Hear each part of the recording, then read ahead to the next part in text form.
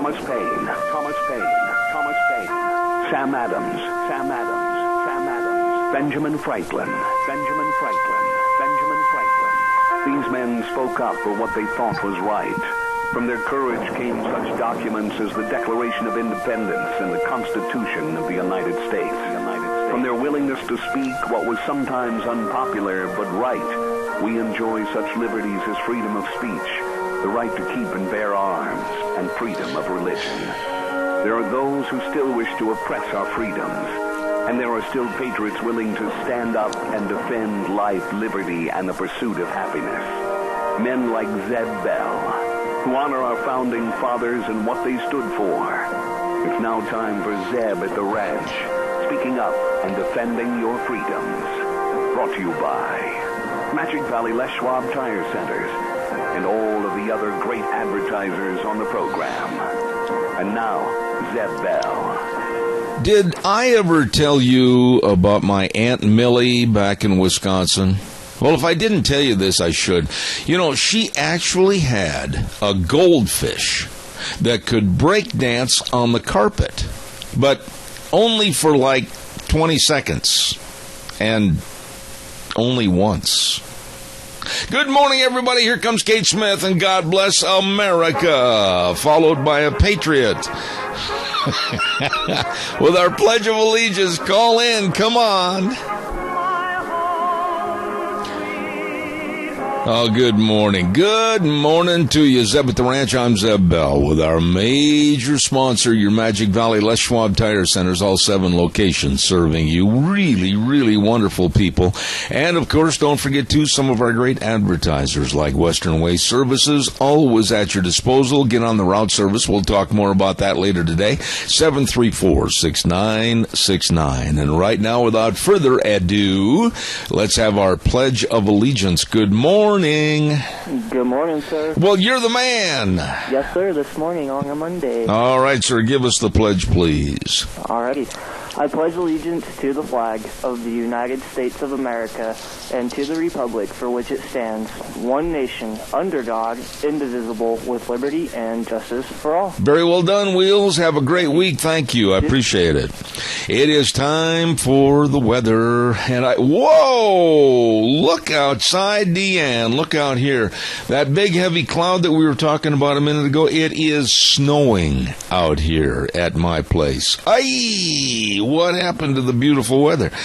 Well, let's find out about it. Cheney Flooring and Home Design, 1228 Oakley Avenue in Burley. Look for the blue door. All your carpet, flooring, kitchen construction, home decor items, whatever you need to make your house a home, they have it at Cheney Flooring and Home Design. And right now, here's Gina with the weather.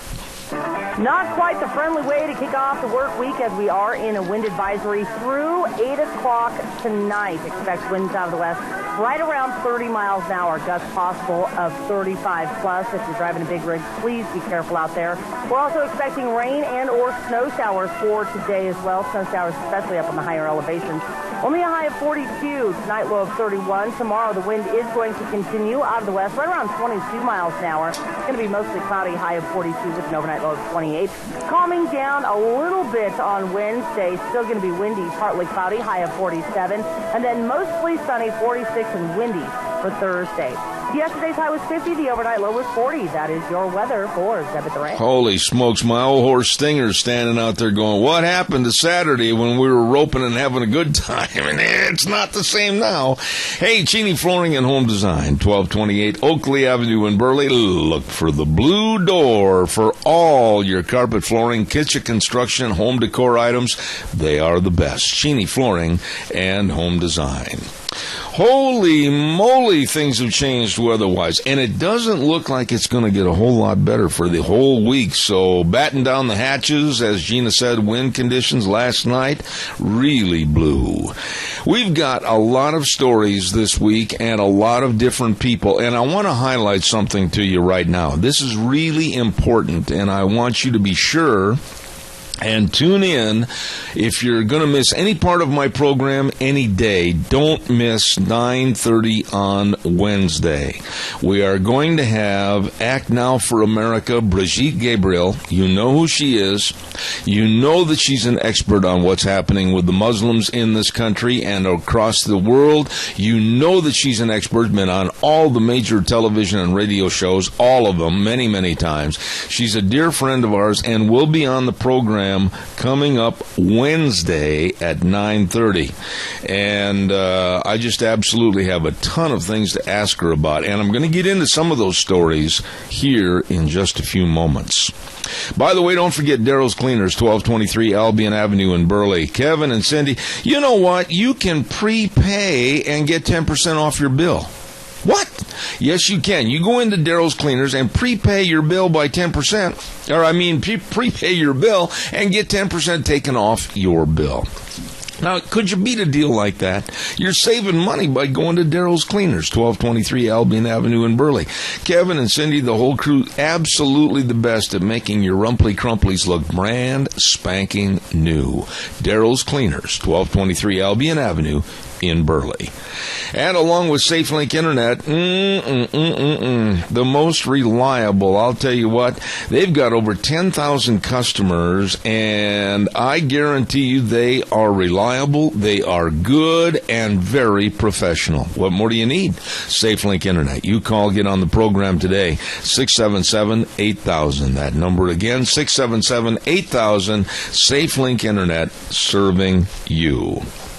Now, you know, this is St. Patrick's Day week. It's coming up on Thursday. I'm going to sneeze in a minute. You ever get that little tickle? I've said this before. You get that little tickle and it warns you and it says, any second now you're going to go, oh, achoo. There we go. I think I've got it curbed. But we want to remind you that St. Patrick's Day is this Thursday, and we are going to be at, of course, Denny's restaurant. Now, I understand that all the waitresses and everybody's all going to be decked out in green. And if you wear green to our Zeb's Lunch Bunch and you're judged the person that looks the most like a leprechaun, you're going to get a free lunch. That's right. Denny's Restaurant, 611 Overland in Burley. Breakfast, lunch, and dinner at America's Diner, and it is delicious. They also have a location at 291 Pole Line in Twin Falls. Denny's Restaurant. This week on Thursday, we will be there for Lunch Bunch at 11:30 for St. Patrick's Day. I got a couple of real quick reminders here this morning, and after I'm off the air this morning at 11 o'clock, I'm going to get right on the phone, and I'm going to call Dale Dixon with the Better Business Bureau up in Boise, and I'm going to get him on the program. I personally had a problem this weekend, and I know a lot of my neighbors are having problems with scams that are going around the area. And this particular phone scam involves a threat to you and I from the IRS. And basically what the voice says on the call is that you are going to be fined and possibly sued over past non-payment to the IRS. And they give you a number and they tell you to call immediately and what might happen to you, etc. Well, first of all, it's a scam. It's a scam. And then I was alerted about another scam involving the name of Publishers Clearinghouse. Now, very unfortunately, a gentleman called me and said that a very nice lady in Tremonton had been hooked into the scam, and she lives in a retirement center down in Tremonton, and I believe it cost her over $1,400 out of her bank account. And it was one of those scams where you have been a big winner, all you have to do is go pay this, that, and the other, for taxes and everything, and call a certain number or give your bank account. Don't do that kind of stuff. Hang up on these sleazy, no-account human beings that are just trying to get your money. So be well informed and aware that if you get a call regarding the IRS or Publishers Clearinghouse. It is not real. It is not factual. It's a scam. And do the best thing you can do for yourself and your family. Throw the phone back on the cradle, please. Calls welcome, 436-2244, 1-866-927-4587. Don't forget our dear friends at Ramsey Heating and Electric at 2600 Overland Avenue in Burley. The number to call, 678-0459. Everything for heating and electrical needs. And if you call ahead, they'll probably have your order waiting for you right there on the counter. And these folks really know what they're doing. Yep, their slogan is they provide warm winters and cool summers. It's true. They can help you. They open the doors at 7:30 in the morning till 5 Monday through Friday. They are the best. Ramsey Heating and Electric in Burley. Let's not make a habit of waiting till the last half hour of the first hour to give me a call. So come on. Anybody else out there that has received those scam phone calls from the IRS, give me a call. Or the one about the Publishers Clearinghouse. Give me a call on that, please. I'd like to hear what you had to say about it or what happened to you. Burley Physical Therapy and Rehabilitation, I want to say thank you to these folks. Man, I was in there the other day. I don't think I told you this. I was in there the other day and started my exercise program again, and oh boy, do they know their business. Oh boy, do they know their exercises. Oh boy, can they help you get back to being you.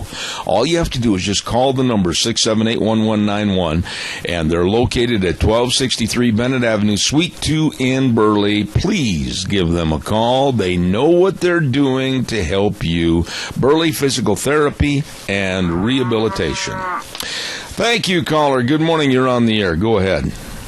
Good morning, Mr. Bell. And just how are you? Well, I am fine. Thank you.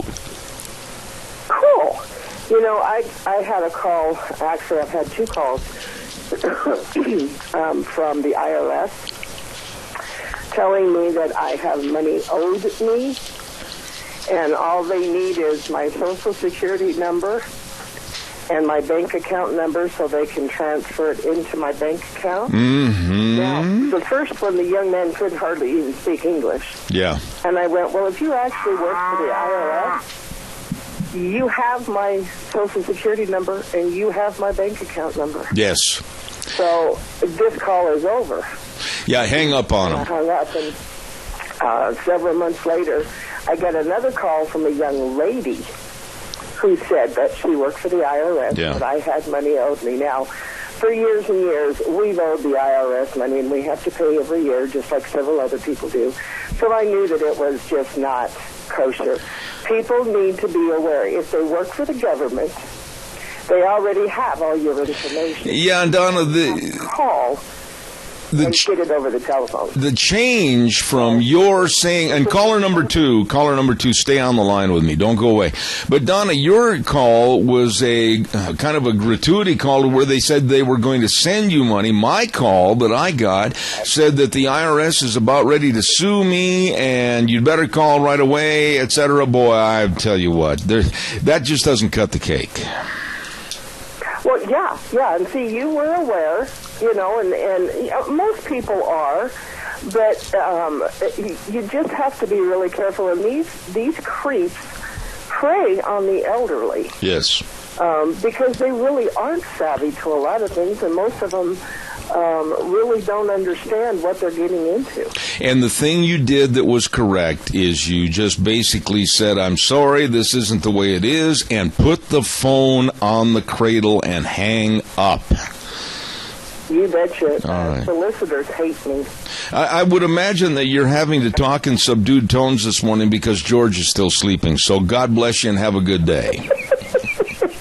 No, he's actually up. He's on the other phone. Okay, have a good day. Thank you. All right, take care. Have a good day. All right, bye-bye. Caller number 2, I'll be right there. Don't go away. I want to remind everybody that on Tuesdays we have Dr. History brought to everybody by Minnecash Sales. Oh, my, 1321 East Main Street in Burley, right across from the airport. Zach, and they've got all your remodeling supplies. I mean, man, if you're going to remodel some things this spring and say, well, I don't like that floor. Well, I don't like that ceiling. Well, I don't like those steps. Well, they've got everything you need. So stop in and see them today. Zach and the whole crew of Minnecasia Sales at 1321 East Main Street in Burley. And, of course, they always say they love bringing you Dr. History at 10:06 on Tuesdays. Caller, good morning. You're on the air. Good morning, Zeb. Hi, Linda. I got one of those calls back in the fall, and it ended up on my voicemail because I wasn't at home, and it said that just like you, I owed back taxes, and I'd be prosecuted, fined, and other things, and I deleted it. But I also called my tax accountant to let him know that was in the area, and he said, oh, yes, that is a scam. Have nothing to do with it. Linda, let me ask you this, and I don't want you to divulge the rest of the number because I don't want anybody to try to call it and end up in any more trouble. But my call came in from a Washington area code 509. Where did yours come from? I don't, mine was so far back. I'm not sure what it was mine may have been a toll-free number. I don't know. I see. But it's just the way it sounded. I had a feeling it was a scam. And I get stuff like that every so often not necessarily from the IRS, on email. And I got one over the weekend that said I had, and I sent it to my son and said, do you think this is a scam like I do? I had withheld funds and Chase Bank stood ready to pay them. Oh, yeah. When I went to this particular link, but I didn't go to it. Linda, I have a dirty feeling they wouldn't do things like that. Well, and the whole thing is, if it sounds like it's really something nice for you to enhance your pocketbook, in simple terminology and in bad grammar, it ain't. It ain't. Okay. Right. God bless you, Linda. Thank you. Thank you very much. Oh, my goodness sakes. Calls are welcome, 436-2244, 1-866-927-4587. I urge you not to get involved. Yes, do not get involved in any scams. I mean, they're not good people out there, and they're not calling for your benefit. They're calling to try to take money out of your pocket. So please be careful. Be careful. Barry Equipment and Rental. Oh, my goodness sakes. They've got all the equipment to get the job done right. I mean, all the equipment. Well, I tell you what, maybe they got boats with motors on them to get across my arena right now. Man, there's a lot of water out there. I'll tell you what, they got 3 locations, Addison Avenue West in Twin Falls, South Lincoln in Jerome, 159 West Highway 30 in Burley. All the Coyote tractors, they can pull everybody out of the mud. Great selection, 25 horsepower and up with a super good warranty and great financing terms. At Barry Equipment and Rental, these people are the best. And like I said, they do have all the equipment you need. Right there at Barry Equipment and Rental. Twin Falls, Jerome, and 159 West Highway 30 in Burley. This has to be said, and I'm going to say it this morning. I wrote about it in my blog last week.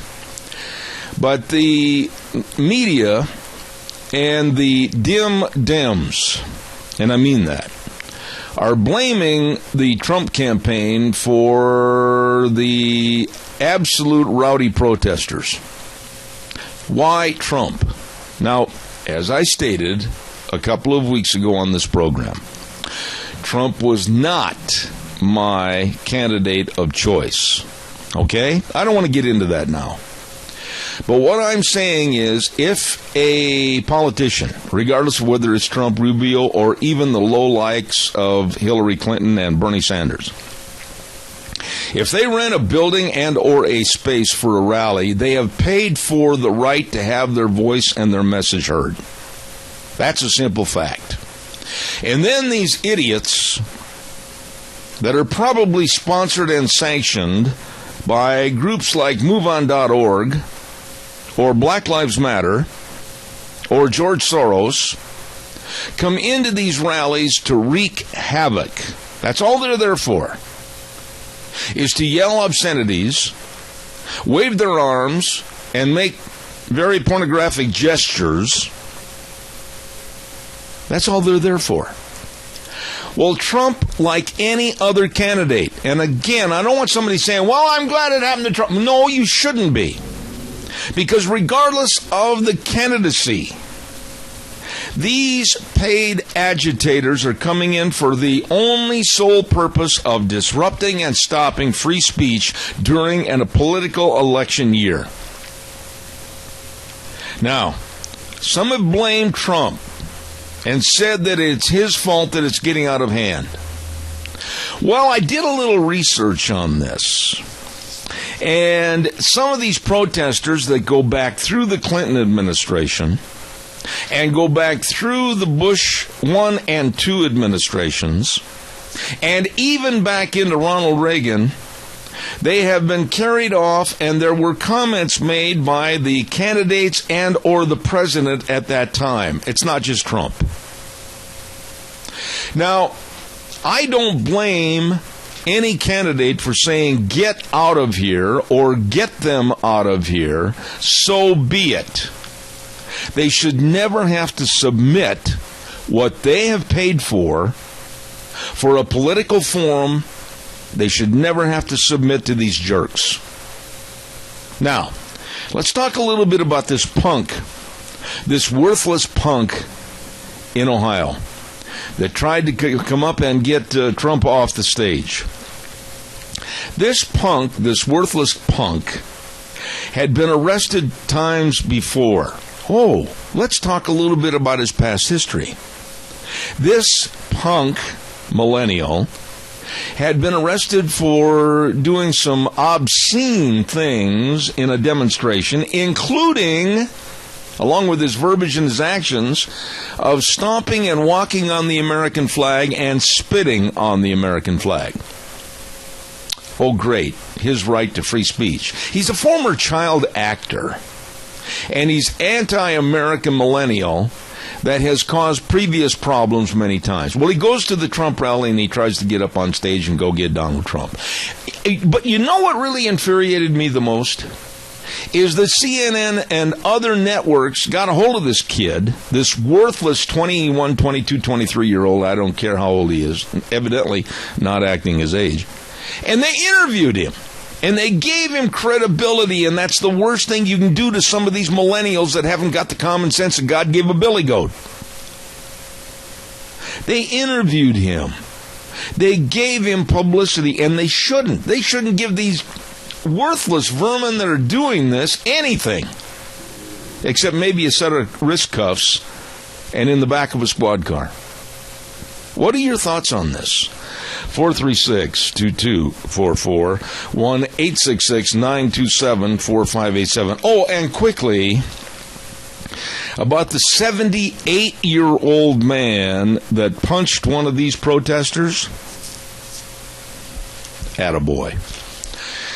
Calls are welcome, 436-2244, 1-866-927-4587. Don't forget Mount Harrison Audiology and Hearing Aids. Yes, get scheduled for a hearing screening today. Find out why you can't hear Aunt Martha. Find out why you can't hear the dog barking. Find out why you can't hear the alarm clock and you've been late to work for 5 days out of 7. Why not get a hearing screening today? Call her at 312-0957. They're located right across the street from the Minidoka Hospital Emergency Room, and she can help you. Dr. Christine Pickup at Mount Harrison Audiology and Hearing Aids. You call today.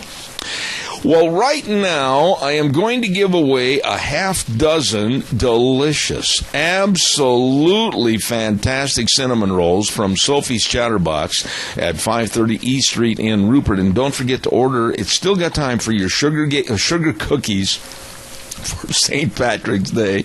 Oh, I had a wreck there. Anyway, order your St. Patrick's Day sugar cookies, and it's still time. And then don't forget, Easter is just days away, too. Get your orders in now for Easter. Oh, my goodness, what a great bakery and restaurant at Sophie's Chatterbox. And here is the question. It's an easy one today, and this is for first-time winners only. If you've won before, come on, be fair. And this is first-time winners only. First person to call me and give me the answer to this question, because we're in the middle of March Madness for basketball, and this is a basketball question. Kareem Abdul-Jabbar, great basketball player in the pros and famous Laker forever. What was his real name? He grew up in New York. What was Kareem Abdul-Jabbar's real name? Give me a call at 436-2244, 1-866-927-4587. And if you're the lucky winner, all you have to do is call Sophie's Chatterbox and let them know when you're going to be there to get those delicious, fresh cinnamon rolls. Good morning, caller. You're on the air.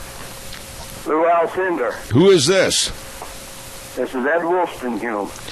Well, Ed, do you like cinnamon rolls? What's that? I said, do you like cinnamon rolls? Oh, you bet. Well, then, by golly, you better call over there because you're the winner. He was Lou Alcindor, and you're the winner of Sophie's Chatterbox Cinnamon Rolls. Congratulations. Thank you. All right, buddy. Take care of yourself. Thank you. Pleasure. Bye. Ed Woolstenhume is the winner, and the name, of course, Lou Alcindor. Great big from out of the high school ranks into the pros. My goodness, he was quite a ball player. Calls are welcome. 436-2244, 1-866-927-4587. Come on, give me a call. I'd like to hear what you have to say this morning. While I'm waiting for your call, I want to remind you, if you're looking to advance your career, don't forget, check out Dot Foods in Burley. Growing for over 55 years, and they've never had a layoff. They're going to have a hiring event on Saturday, March 19th, coming up this next weekend, from 10 to 12 at Dot's Distribution Center in Burley. Boy, this is a great job opportunity. March 19th, 10 a.m. to 12 p.m. at Dot Distribution Center in Burley. You be there. Caller, good morning. You're on the air. Good morning, Dad. Hello, speak up. I need you to talk nice and loud. Heard you talking a little earlier this morning about scams. I got a thing in the mail that said that I had won a $100 gift card because I had purchased products from a local realtor recently. So I called the number and I, talked to them, and they got to this point where they said, well, we'll need you to send $12.95, to cover the shipping and handling charge. And I'm like, yeah, really? Okay, bye. Yeah. Putting up on them. And I took the card into Walmart and said, do you know anything about this? And the guy took one look at it and he goes, did you send him the money? I said, no. He says, good, because it's a scam. Yep. I've had the same thing, and I'm so glad you brought that one up. Your cell phone is really cutting out on you this morning, sir, and I appreciate your call very, very much, because I've also had that same thing happen to Deanne and I. Thank you. If you receive any cards that say, oh, you've got this gift, or oh, you've got this money, or whatever, all you have to do is just take care of the handling charges and everything. Don't do it. I mean, they might be very minuscule charges, like maybe $15-20, okay? Whoa. Multiply that by hundreds and thousands and perhaps even millions of people that are being scammed. And even if these scammers, these low-life scammers, even get, 10 or even less % of those back, look at the money. Look at the money that they're making. Don't get involved in those scams. 436-2244, 1-866-927-4587. I want to talk to you about something that I'm really, really concerned about here in just a moment, and it's kind of a, if you'll pardon me, and I told you so. Stand by for that momentarily. Doug's Alternator and Starter Repair at 635 21st Street, Alfresco Road in Hayburn. Number to call, 878-4991. Used to be Ted's Diesel Electric Service. Well, now it's Doug's Alternator and Starter Repair. And Doug can rebuild starters, alternators, generators, fix everything from lawnmowers to choo-choo trains. He's good. 878-4991. Doug's Alternator and Starter Repair. I wish you would give me a call, 436-2244, 1-866-927-4587. I run the risk on this next story of having certain liberals in this area, the Times News, the College of Southern Idaho Refugee Center, the always knowing better than thou City of Twin Falls, to come down on me. But this is a story of I told you so.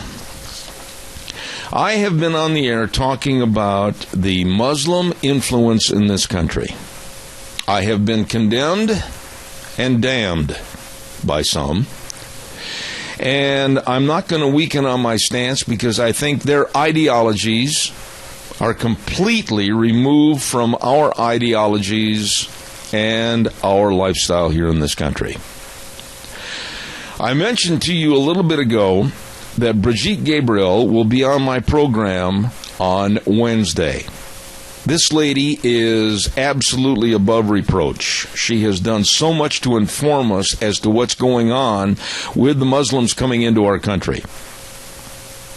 I just received this morning, 20 minutes before I went on the air this morning, a notice that Kent, Washington School District has bowed down to Muslim food demands. If I may, I'm going to elaborate by reading the first two sentences, or paragraphs in the story, pardon me. The Kent, Washington School District has changed their food options and removed all pork products in order to accommodate Muslim dietary needs, according to a frustrated parent. Dave Brabo, a resident of Renton, Washington, recently expressed his concerns with the new policy to school officials. Specifically, Mr. Brabo spoke with the school's Director of Nutritional Services, Tom Ogue, who informed him that he was well aware of the issues and the slippery slope with the changes to menu options due to Muslim religious beliefs, but he said Muslims had complained and threatened the school by reporting them to the U.S. Department of Education. And then Mr. Brabo was also told by Mr. Ogue, the school principal, and two nutritional service employees to drop it. And they were fearful of reprisal from the school district administration, and that funding from the government would be cut if we didn't fall in line. I told you. Little by little, inch by inch. Watch out. What are your thoughts? Give me a call, 436-2244, 1-866-927-4587. You can lead a horse to water, but you can't make them drink. Give me a call. I'd love to hear what your thoughts are. While I'm waiting for your call, don't forget Certified Pest Control. Oh, my goodness, the ground is white here at the ranch. We have got a lot of angel dandruff falling out there. Don't forget, they can take care of all your pests. Now, I told you about the mice and the voles, that we were just infested with them around the barn and the arena this year. Well, Certified Pest Control got rid of them. Their number to call is 219-7576, or go to their website, avoidbugs.com. Kevin and the rest of the crew, and they're telling you, too, now's the time to make sure for a weed-free property this year, for all that puncture vine and the goat heads and everything else. You can stop it. You get a hold of them today. Please schedule now for Certified Pest Control, 219-7576, or go to their website, avoidbugs.com.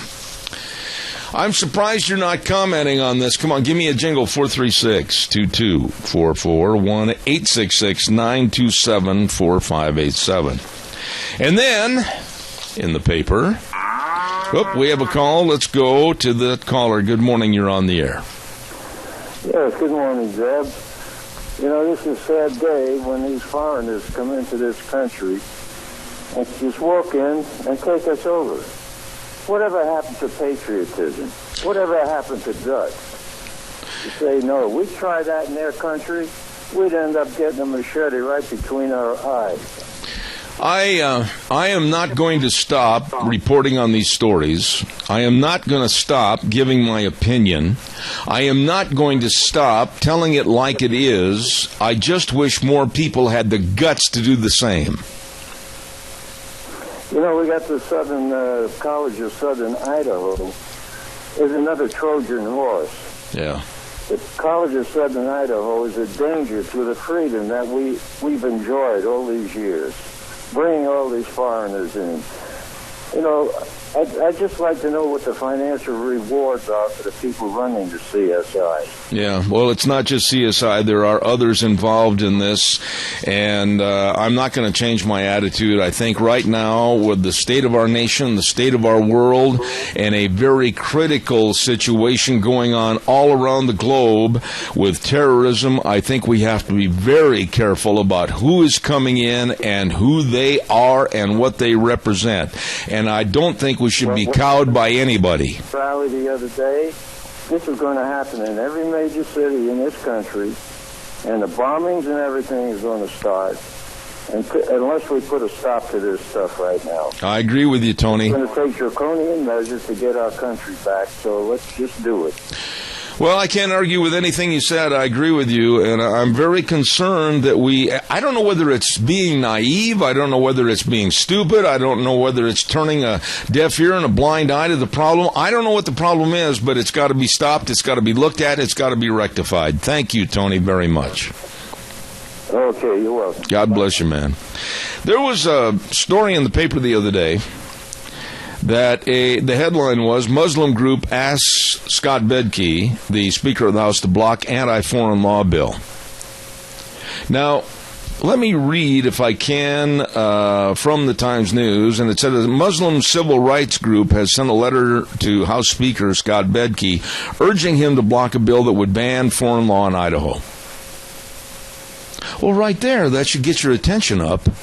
That somebody is proposing and somebody has discussed in not only this area, this state, but other states, whether it's Michigan, Minnesota, etc., we've seen it happen, about the possible imposition of Sharia law. So why not have a bill that would ban foreign law in Idaho? I think it should be looked at. I think it should be passed. Oh, but care. The Muslim groups have come out of the woodwork and they're denouncing this. Why? They say this is not right. And its passage would send a message that Islam is an officially disfavored religion in Idaho. Right now, with ISIS and Al-Qaeda and many other terrorist activities and groups, we need to be much more aware of what's going on, who's promoting the problem, and under what banner. Calls are welcome. 436-2244, 1-866-927-4587. You know, my audience has always spoken out on this and always had the backbone. I'll leave that word in the sentence, the backbone, to voice their opinions. And don't quit me on this. Come on, folks, I want to hear what your thoughts are. 436-2244, 1-866-927-4587. Caller, I'm going to ask you your patience. I've got to get a quick weather forecast in 60 seconds. I'll be right with you. Thank you. To Gano Landscaping and Sprinkler Service, Scott Gano and the crew at 336 South 450 West of Paul, 431-8733. Now is the time to prune those shrubs and hedges and ornamental trees and everything. Proper pruning is essential for great growth, and I'll tell you what, they know their business. Scott knows all about trees. The man is a genius. Please give them a call today, 431-8733, Gano Landscaping and Sprinkler Service. Here now is the weather. Not quite the friendly way to kick off the work week, as we are in a wind advisory through 8 o'clock tonight. Expect winds out of the west right around 30 miles an hour. Gusts possible of 35 plus. If you're driving a big rig, please be careful out there. We're also expecting rain and or snow showers for today as well. Snow showers, especially up on the higher elevations. Only a high of 42. Tonight, low of 31. Tomorrow, the wind is going to continue out of the west, right around 22 miles an hour. It's going to be mostly cloudy, high of 42 with an overnight low of 28. Calming down a little bit on Wednesday. Still going to be windy, partly cloudy, high of 47. And then mostly sunny, 46 and windy for Thursday.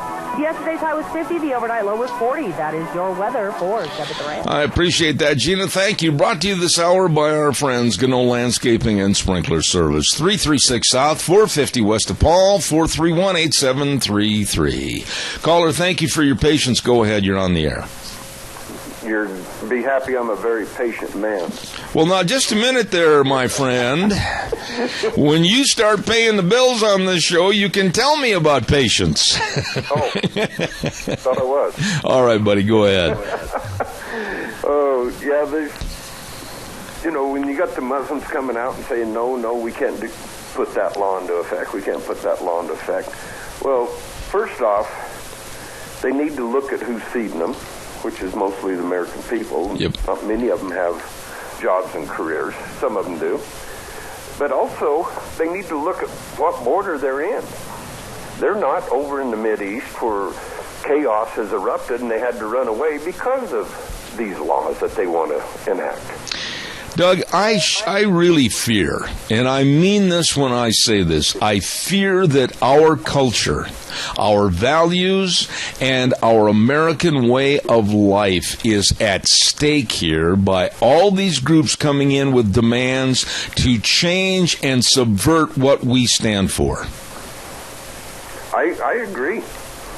I agree, and when you got a president that, I don't like that law, I'm not going to enforce it. No, we're not going to enforce that law either. So they see he's leading by example. Yeah. That's what they see. So, hey, we can do this too. Well, when you have people that are standing up saying, well, how dare they have a law that would stop Sharia law from possibly being used within our law and court system. Wait a minute. You don't have to be a scholar to read between the lines and say, whoa, why isn't our American law here in America, underneath the guise of our lawyers, our Constitution and everything, being subjected to possible change by crybabies that want change? Yeah, it's absurd, really. I'm almost speechless, about it, but it bothers me that our laws have stood for over 200 years. And we've thrived, we've survived, we've done well, people's had freedom. But you look at the Muslim law and the Sharia laws, people don't have freedom over there. People, they don't thrive. Yeah, and I'll tell you something else, Doug, that really bothers me, and you as a husband and parent, you probably have an opinion on this. When I read this story that was an action alert this morning about the Kent, Washington School District bowing and kowtowing to Muslim food demands, that tells me right now that there is trouble in River City, and it's not just because the trombone player has a set of the flu. I agree 100%. We should not bend over backwards to make them happy. Yes, help your fellow man. I agree there. But when it starts hurting you, then that's when their rights end. Well, it's not just hurting you and I or certain people. It's the fact that we're being told, well, now that's offensive. No, don't have that food. That's against our beliefs. Or don't have that Christmas tree. Or don't say Merry Christmas. Or don't say sir or ma'am. That's offensive. You know what? Pretty soon it's going to get to the point, Doug, where you better get up in the morning, put a set of blinders on, make sure you put duct tape over your mouth, go to work, don't say anything, don't offend anybody, go home and stay in your room all by yourself. That day will never happen. But it's coming if we don't fight back. It's exactly true, Zeb. And those that won't stand up for that, if they don't see the writing on the wall, I really fear for my kids, my grandkids. That's the one I really fear for this country. Did you hear what happened over in Germany? Yeah, I seen that. Well, let's just tell everybody about it in case they think I'm bloviating on something I don't know what I'm talking about. There was a huge vote in Germany, and they told Merkel and the German leaders, no more migrants, whether they're Muslim or not. No more migrants in the country. No more immigration because they're being overwhelmed. What does that tell you, Doug?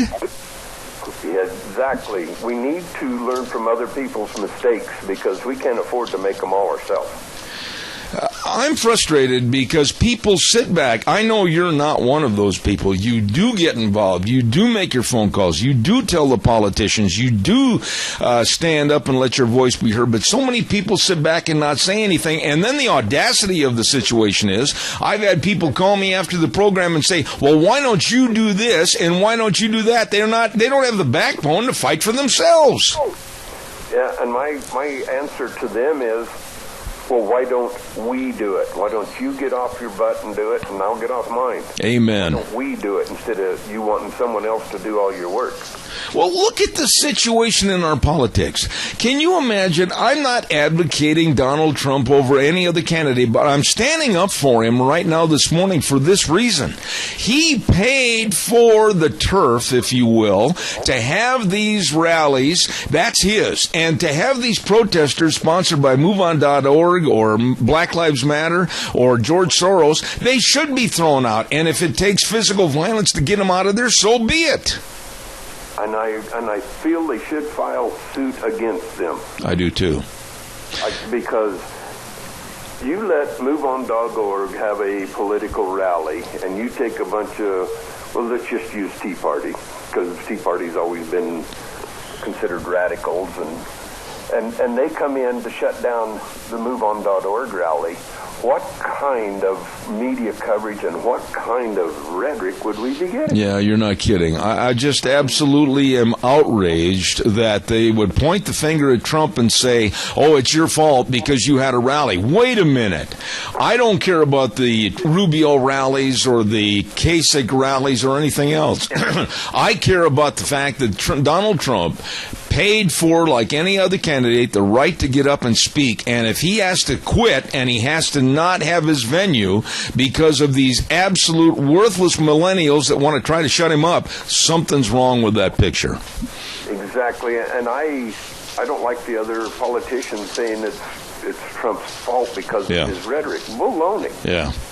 Hey, man, I appreciate your call as always. I got to get some bills paid. Thanks. Okay, go pay a bill. All right, buddy, thanks. God bless.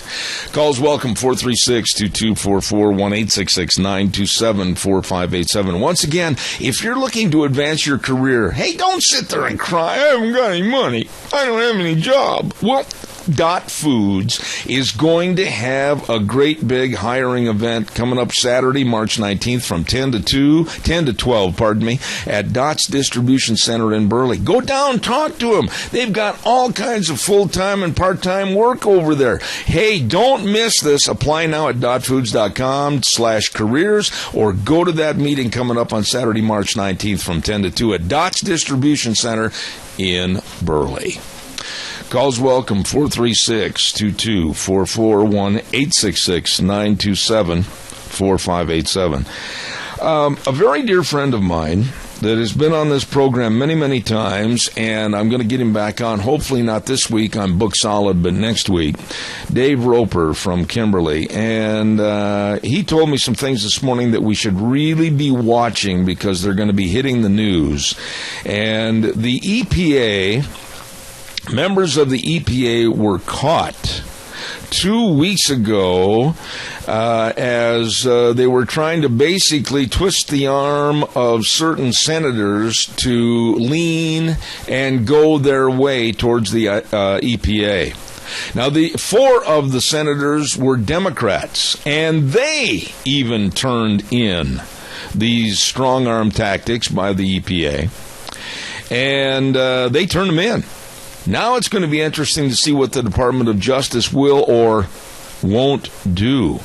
And the power that the EPA is trying to gain and garner over our waterways of the United States, absolutely scary.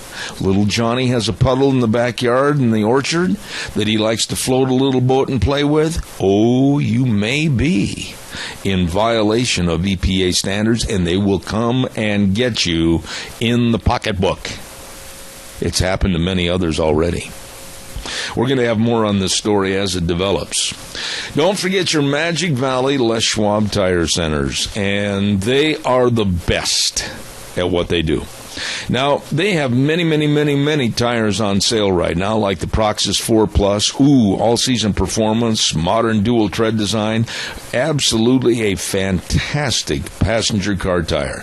They've got all the custom wheels. They've got very convenient credit for cars and services. They've got the best in brake service. They've got absolutely the best trained professional technicians for your brakes. They know what they're doing, and they will come at a high lope out the door to serve you. All 7 locations: Lane and Rupert, Dave on Blue Lakes and Twin, Mike and Buell, Mike and Jerome, the Twist family in Paul, John on Poline in Twin Falls, and Randy on Overland in Burley. The best. Your Magic Valley Les Schwab Tire Centers. Thank you for your calls this hour, and we'll look forward to continuing that on. Next hour, we're going to talk about the Burley Senior Citizen Center, and Catherine will be on the line, and then at 9:30, we're going to be talking to Carrie Kupek with the Alliance Defending Freedom, and a couple of very interesting stories to talk about this morning. Then at 10:06, we're going to have had a change on the Idaho Legislative Update. We're going to have the director of the Idaho Department of Corrections, Kevin Kempf, and then at 10:32 this morning, Rochelle Peterson, and she's very interesting, going to be talking about big oil in the world. So don't go away. Zeb at the Ranch, I'll be back in about 6 minutes. Here we go, hour number 2. We will always try to be fair and balanced and very honest on this program, even if it means stepping on certain toes. Welcome to Zeb at the Ranch. I'm Zeb Bell with our major sponsor, your Magic Valley Les Schwab Tire Centers, all 7 locations serving you, and of course our dear friends, advertisers, Western Waste Services. From the canyons of the Snake River and all across southern Idaho, we're always at your disposal. Western Waste Services, we care about our community, our resources every springtime. Western Waste Services is lending a hand, always at your disposal. Western Waste Services, locally owned and operated, they are always at your disposal. Hey, now is a great time today. Maybe you're sitting in the house moping over the weather and the wind and the snow and everything else. Hey, call them and get on the route service to get rid of your garbage. Great day to do that. Take care of it, 734-6969. Wonderful people serving you, getting rid of your garbage. Western Waste Services, yep, they are always at your disposal. Don't forget, every morning when we start the show, we're always starting with a weather forecast sponsored by Cheney Flooring and Home Design, 1228 Oakley Avenue in Burley. Look for the blue door or give them a call at 678-6945. All your tile and your flooring, they've got it all for you and very economically priced. Get a hold of them today. Cheney Flooring and Home Design, 1228 Oakley Avenue in Burley. Well, the old weather, maybe March is going to be like a lion instead of a lamb. My goodness, really snowing out here. Our ground is covered right here at the ranch. Don't forget our dear friends in Hanson Mortuary, 710 6th Street in Rupert. Joel Heward, the manager, and along with his family and his staff, always serving you and your family with flexible hours. No, they're not just 9 to 5. No. They're always there when you need them, and they can travel to rural towns towns and churches to serve you too, to help you with all the arrangements when there's the passing of a loved one. So please remember this, always upholding the highest ethical standards with unquestioned integrity. Hanson Mortuary, 710 6th Street in Rupert, and the number to call, 436-5636. Let's say good morning to Catherine Walcroft over at the Burley Senior Center. Good morning. How are you, Catherine? Good morning. Doing great. Nice to have you back on the air. Is it snowing over where you are right now? It sure is. Well, Merry Christmas. I want to be the first one to tell you. Oh, thank you. Thank you. I was thinking it was going to be spring, and here it is winter already. You know, let's talk a little bit on this morning's program and be very blunt and honest, Catherine, that just because seniors are seniors by age only, whether it's at 60 or 62 or 65 or whatever, that doesn't mean that they should be just discarded and kind of walked around and forgot about, should it? What was that? I'm sorry, I didn't quite get that. I said seniors are not just wasting away at a certain age. We shouldn't just forget about them, whether they're 60 or 62 or 64 or whatever the age. We shouldn't forget about our seniors.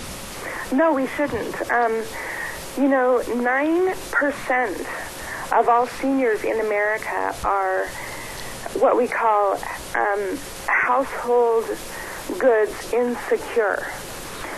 So they're living from meal to meal, literally. And we try to provide at least one hot meal a day for these seniors, and sometimes that's the only meal they have. Well, the point I'm getting at, though, is that I think our society, and I think it's very unfortunate, our society, in my opinion, doesn't respect the seniors, whether they're able-bodied or whether they're in a wheelchair. I just don't think they get the...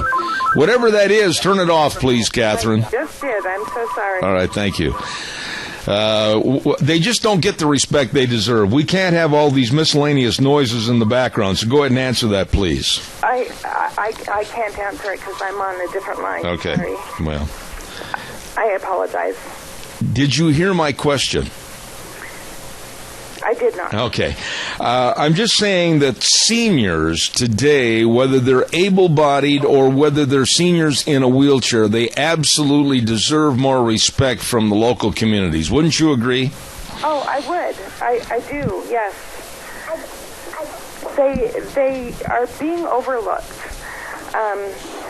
People often think about families that are in distress and things that need to be taken care of with people who are of low income. But we just don't seem to think about the seniors as being part of that. With the Idaho Food Bank, with any of those helping hands that can help people in need, we just don't think about the seniors. Right.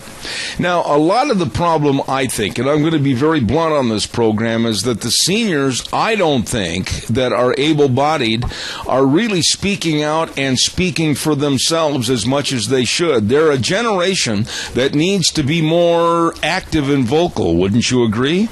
Oh, I do. And those that, need the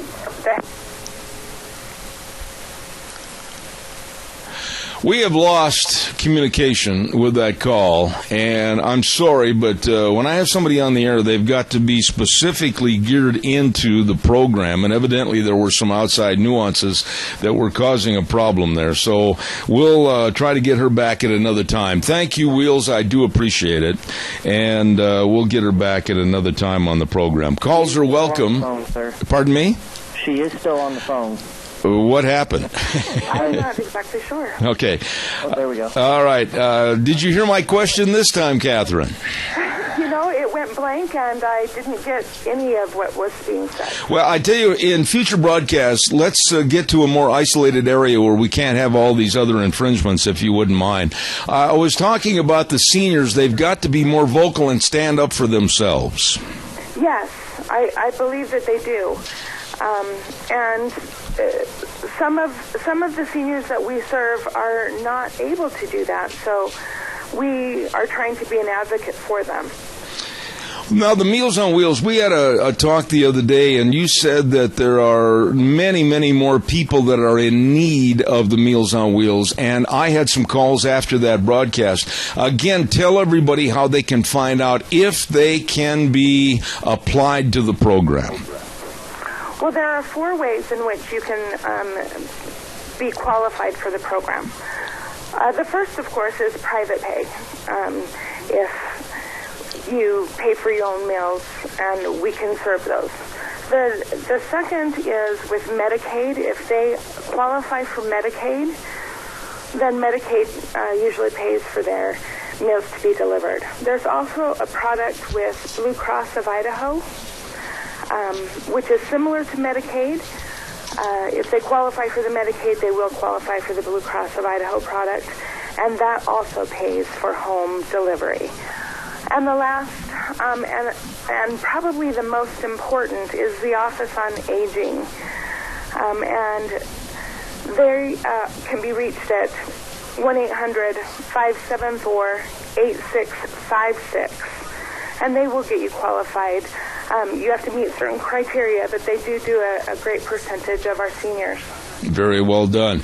Now, as far as the Burley Senior Center, there's still room for a lot of people to enjoy not only the amenities that are available there, all the games, all the happenings, all the meetings, and all the great food, correct? Correct. And we want to get the message out that it's not just for seniors. Anyone is welcome to come and have lunch with us and support the Meals on Wheels program. And the more community support that we have, the better it will be. Absolutely. Well, Catherine, listen, I appreciate your staying on the line with us this morning, and we'll talk to you again on next Monday.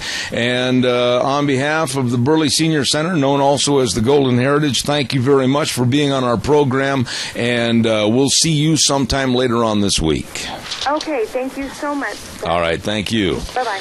All right, calls are welcome, 436-2244, 1-866-927-4587. Give me a jingle on the landline. We would love to talk with you for the remainder of this half hour. A couple of things I think deserve to be mentioned. Let's see. There was another, and it's a very heinous crime. Another police officer was shot and killed in Maryland last night, right in front of the police station. Right in front of the police station. And this young man was only 28 years old. It's the second officer killed in 2 weeks. 2 brothers are the suspects. And one of the brothers literally walked up face to face with the policeman and just opened fire.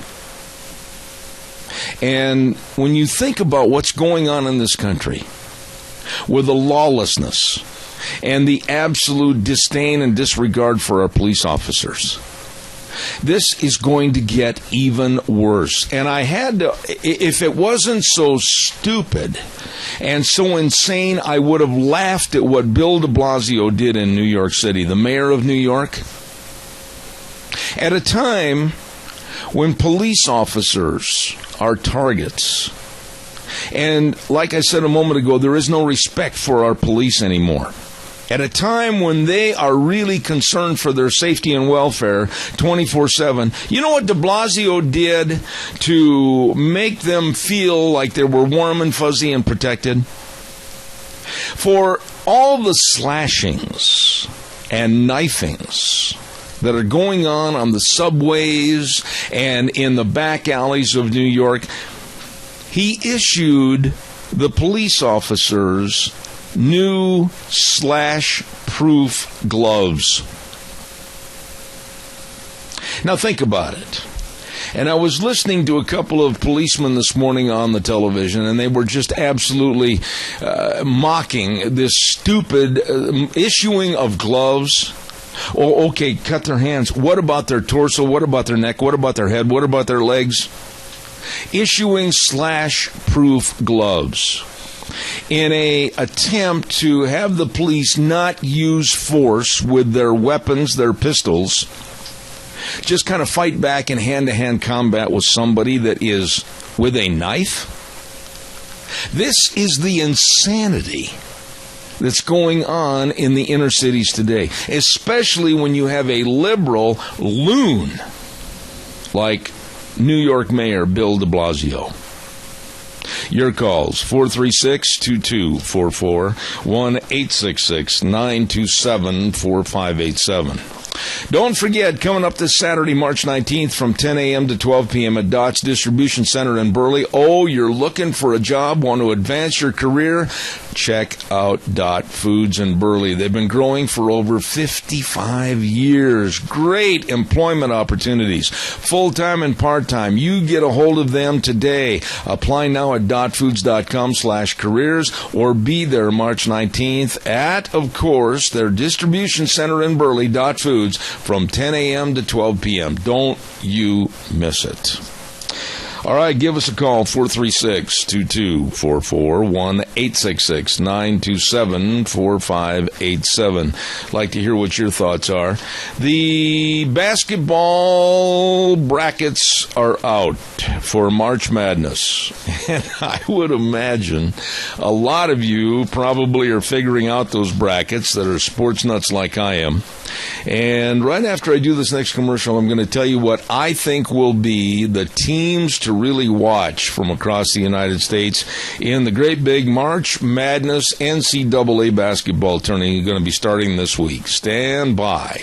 Let's ride 270 Highway 24 between Rupert and the World. Oh my goodness, they can serve everybody. You better believe it, where the fun is sold.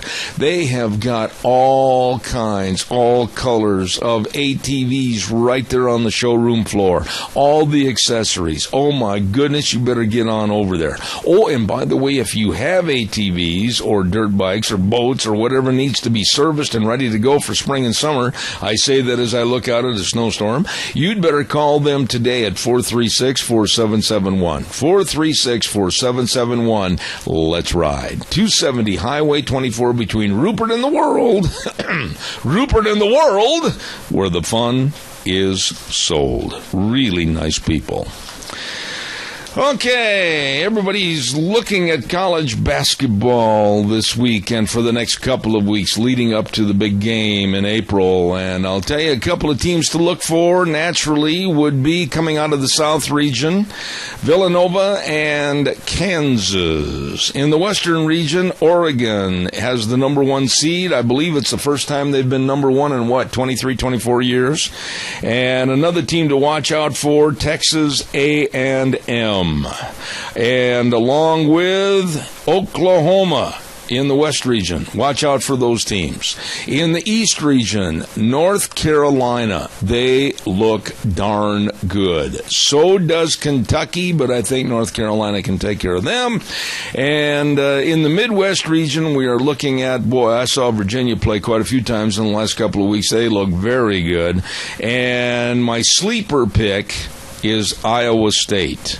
But the team that I would really like to see go all the way, I like the coach, I like the way his kids play, and that's Wichita State. Now, they are going to start, I believe, on Wednesday night. They're going to kind of kick off March Madness, and they're going to be going up against Vanderbilt, and that could be a really tough game for them. So we'll see what happens. That is my heartfelt wannabe, Wichita State, but in all reality, I think it's going to be North Carolina.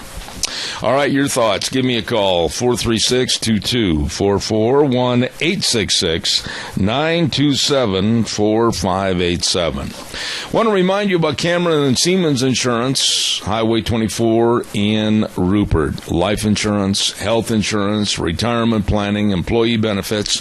And these guys really care. They really, really care and are dedicated and responsive to your needs. All you have to do is call and make an appointment today at 436-4424. 436-4424. Cameron and Siemens Insurance. Highway 24 in Rupert. Please get a hold of them today. I'd like to hear what your thoughts are. Give me a jingle on the landline at 436-2244, 1-866-927-4587 about this, that, or anything else this morning. Once again, a program note. And I'm very honored to have her be a part of my program. You know, it went for quite a while before we've had her back on the air again, and that's Brigitte Gabriel. And, of course, Brigitte with Act for America, very concerned about what's going on in America, very concerned about the Muslim refugees coming into America, very concerned about the government, our Obama administration, and what they're doing and not doing. Well, she is going to be on my program at 9:30 on Wednesday, and we're going to be talking about Muslims, Sharia law, and refugees. Caller, good morning. You're on the air. Thank you for your call. Good morning, Zeb. Yes, sir. In my short lifetime, I'm only 35. The only president that I can think of who's caused more civil unrest, more divided amongst our country, is Obama.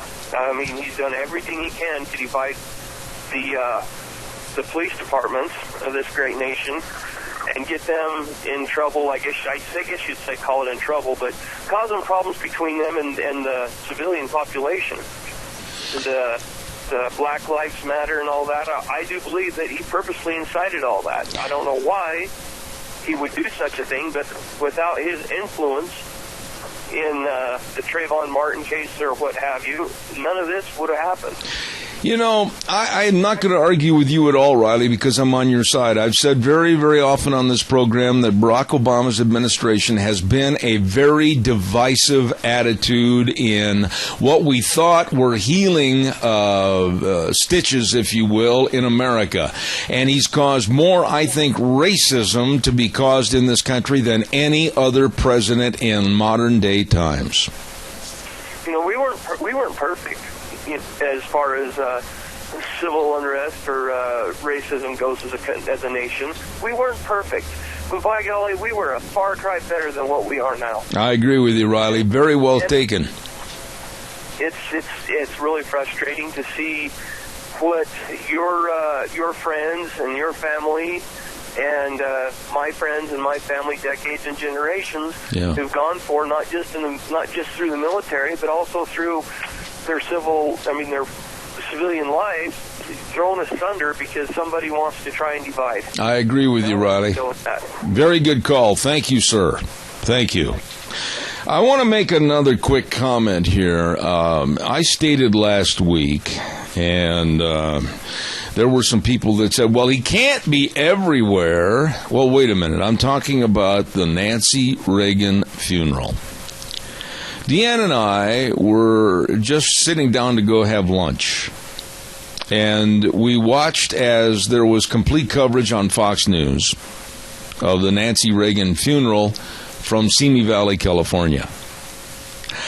I don't often take the time out of my day to sit and watch those type of things on television, but for some reason I was drawn, I was magnetized to watching and listening to what was being said about this very classy First Lady. And it was very obvious and apparent to me when they had the so-called premier dignitaries walk in and sit in the front row, and they had President Bush and his wife Laura, and they had Hillary Clinton, and they had Michelle Obama. And I know I'm nitpicking to some, but I'm being very honest. I thought it was very, very low class of Barack Obama not to be there as the President of the United States.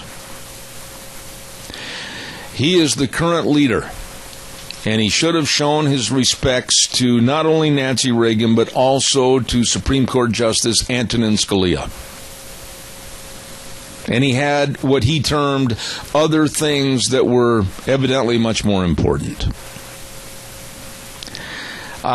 This is going to stick with me for a long time because President Bush and his wife Laura were there in the front row. And I'll even give gratuities that Hillary Clinton was there in the front row, as was Michelle Obama. But the president should have been there as a representative acknowledging the husband and wife that had been in the White House for 8 years, Ronald and Nancy Reagan. And Obama, in my opinion, lowered himself on the totem pole a whole bunch of rungs on the ladder. Calls are welcome, 436-2244, 1-866-927-4587.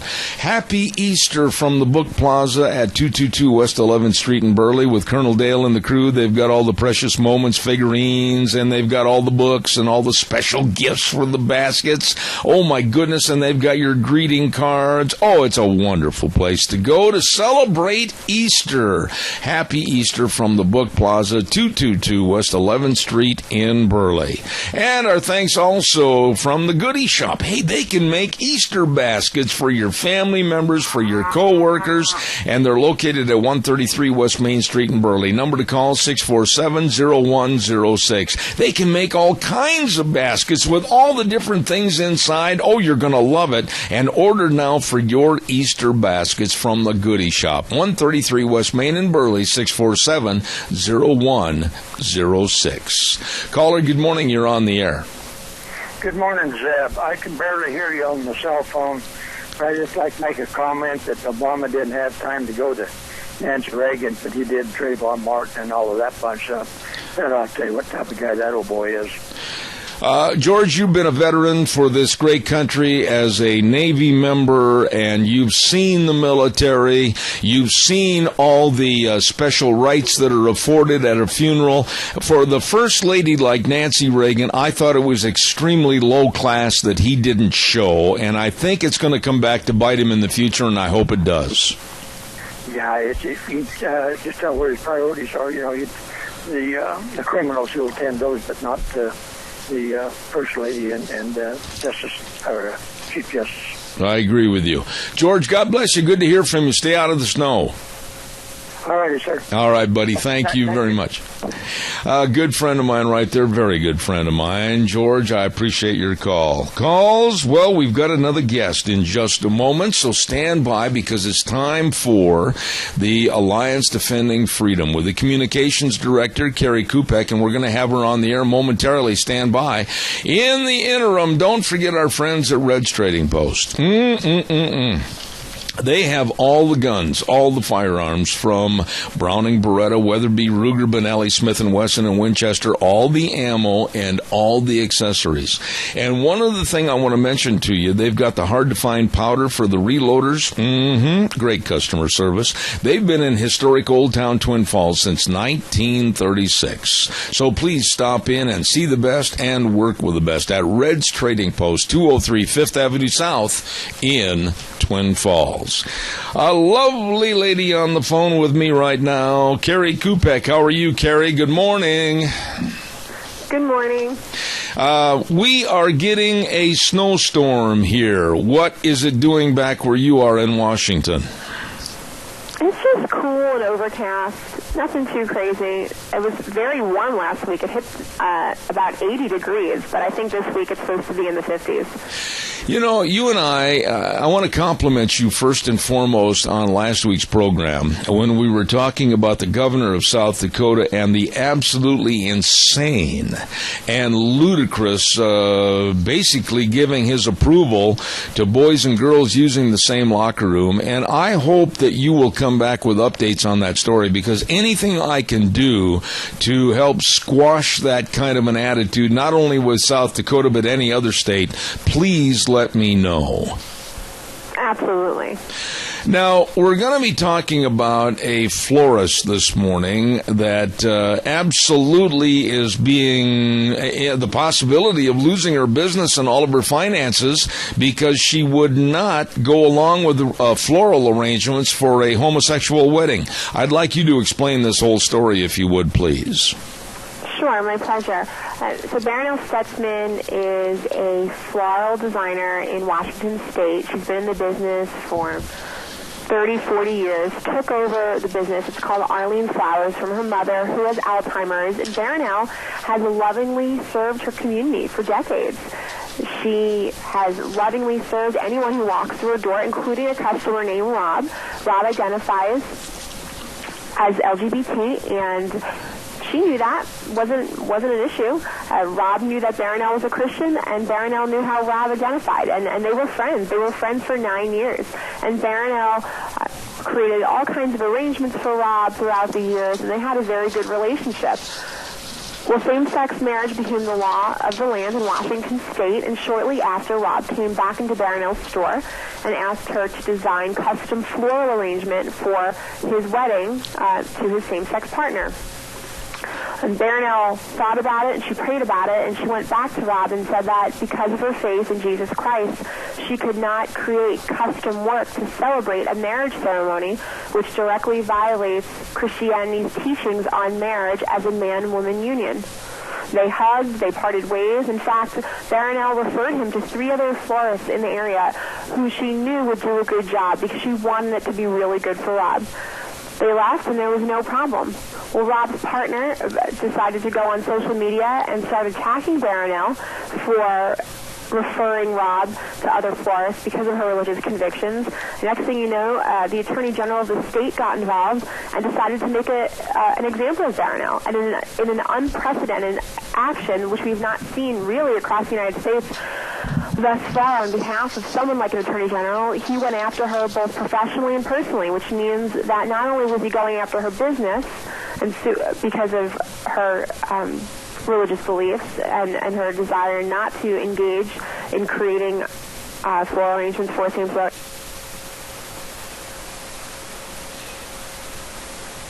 I have no idea what happened. Wheels, did her phone line go off, or what's the situation?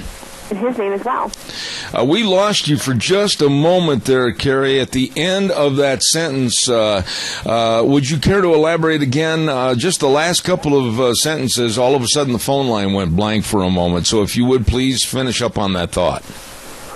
Sure. So after Rob's partner went on social media, the Attorney General caught wind of it, and he decided to go after Barronelle for standing and operating according to her religious convictions, both professionally and personally, meaning she is now being sued by both Washington State, the Attorney General, and Rob and his partner, both personally and professionally.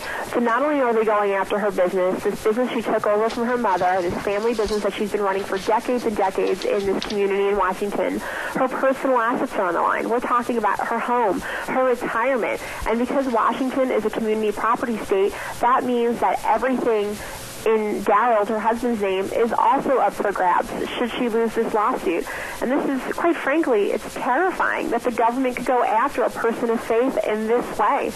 And the Washington State Supreme Court just agreed to take up the case, and so I'm hopeful that they rule in favor of Barronelle, because it's not just about same-sex marriage. This is huge in terms of the outlook for religious freedom. If the government can go after Barronelle and her husband Darrell and punish them in this unbelievable way and take away not just their business but their home simply for operating according to their religious convictions in a peaceful, loving way, what can't the government do to any of us? Well, you know, this is really a very scary story, but it's also an intriguing story, and I'll tell you why.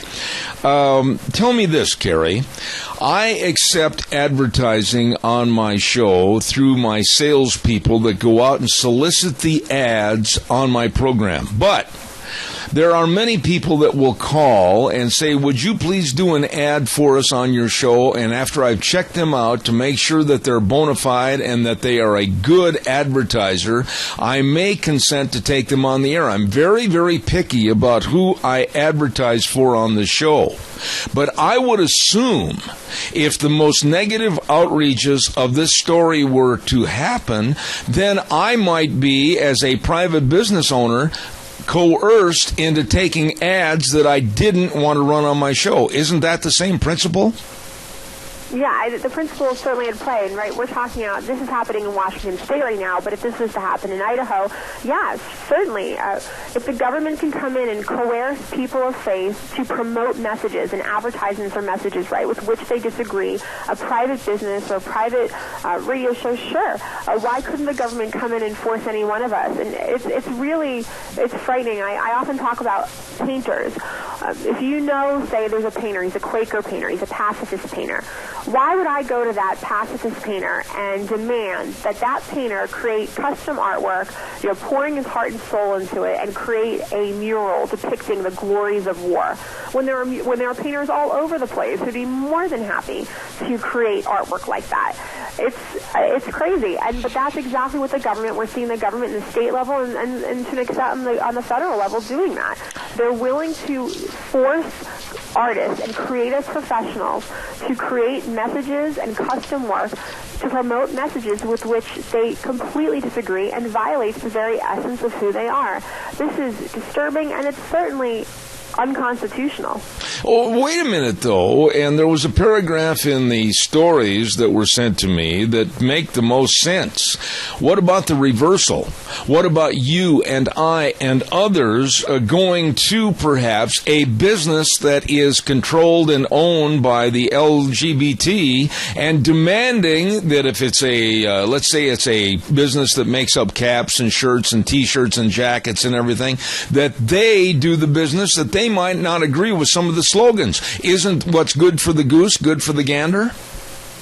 Well, it should be, and certainly in Colorado, that is what we saw. We saw someone go into a bakery, very close to the bakery where our client Jack Phillips works, and as we know, Jack is a cake designer, and he doesn't bake, and he doesn't create custom cakes for Halloween and bachelorette parties, and he keeps his shop closed on Sunday. He's a very religious man, and so he also doesn't create custom cakes for same-sex weddings. It's very simple, and obviously Jack right now is getting sued, and his case has not been going well as it goes through the courts. Yet, in that same exact area in Colorado, someone went into a bakery and asked for a cake promoting traditional marriage, promoting marriage as a man-woman union. That person was turned down. The bake shop owner said, no, I don't want to create a cake that has this one-man, one-woman union. And so the person who asked for the cake pursued legal action against the bakery owner. And what do you know? That same commission that ruled against Jack and said that Jack must provide cakes for same-sex weddings said that bakery owner did not have to create a cake that promoted a marriage as a man-woman union. Talk about non-neutral, and these are the people who are administering justice in our country. We are in big trouble. Well, Carrie, I don't understand this. I mean, the scales of justice are absolutely only to one side. The homosexual movement and transgender movement in this country is getting all the biases in their favor, and those that believe in morality and families, they're being cast asunder. I just don't understand why we can't fight back and change this. Yeah, it's quite concerning. Now, obviously, we saw something encouraging happen in Kentucky. A judge actually ruled in a way that is consistent with the First Amendment and the Constitution. And there, as you remember, Blaine Adamson, he owns a T-shirt printing company. He's a Christian T-shirt printer owner, and the local LGBT organization had come in and wanted Blaine to design custom T-shirts for a local gay pride festival. Blaine said that he could not do so because of his faith, referred that organization to other T-shirt companies, and they were, of course, able to get their items, just like everybody else has in all of these scenarios. There's no issue of access. Everybody always gets what they want, and oftentimes they get it for free because it's been quite interesting.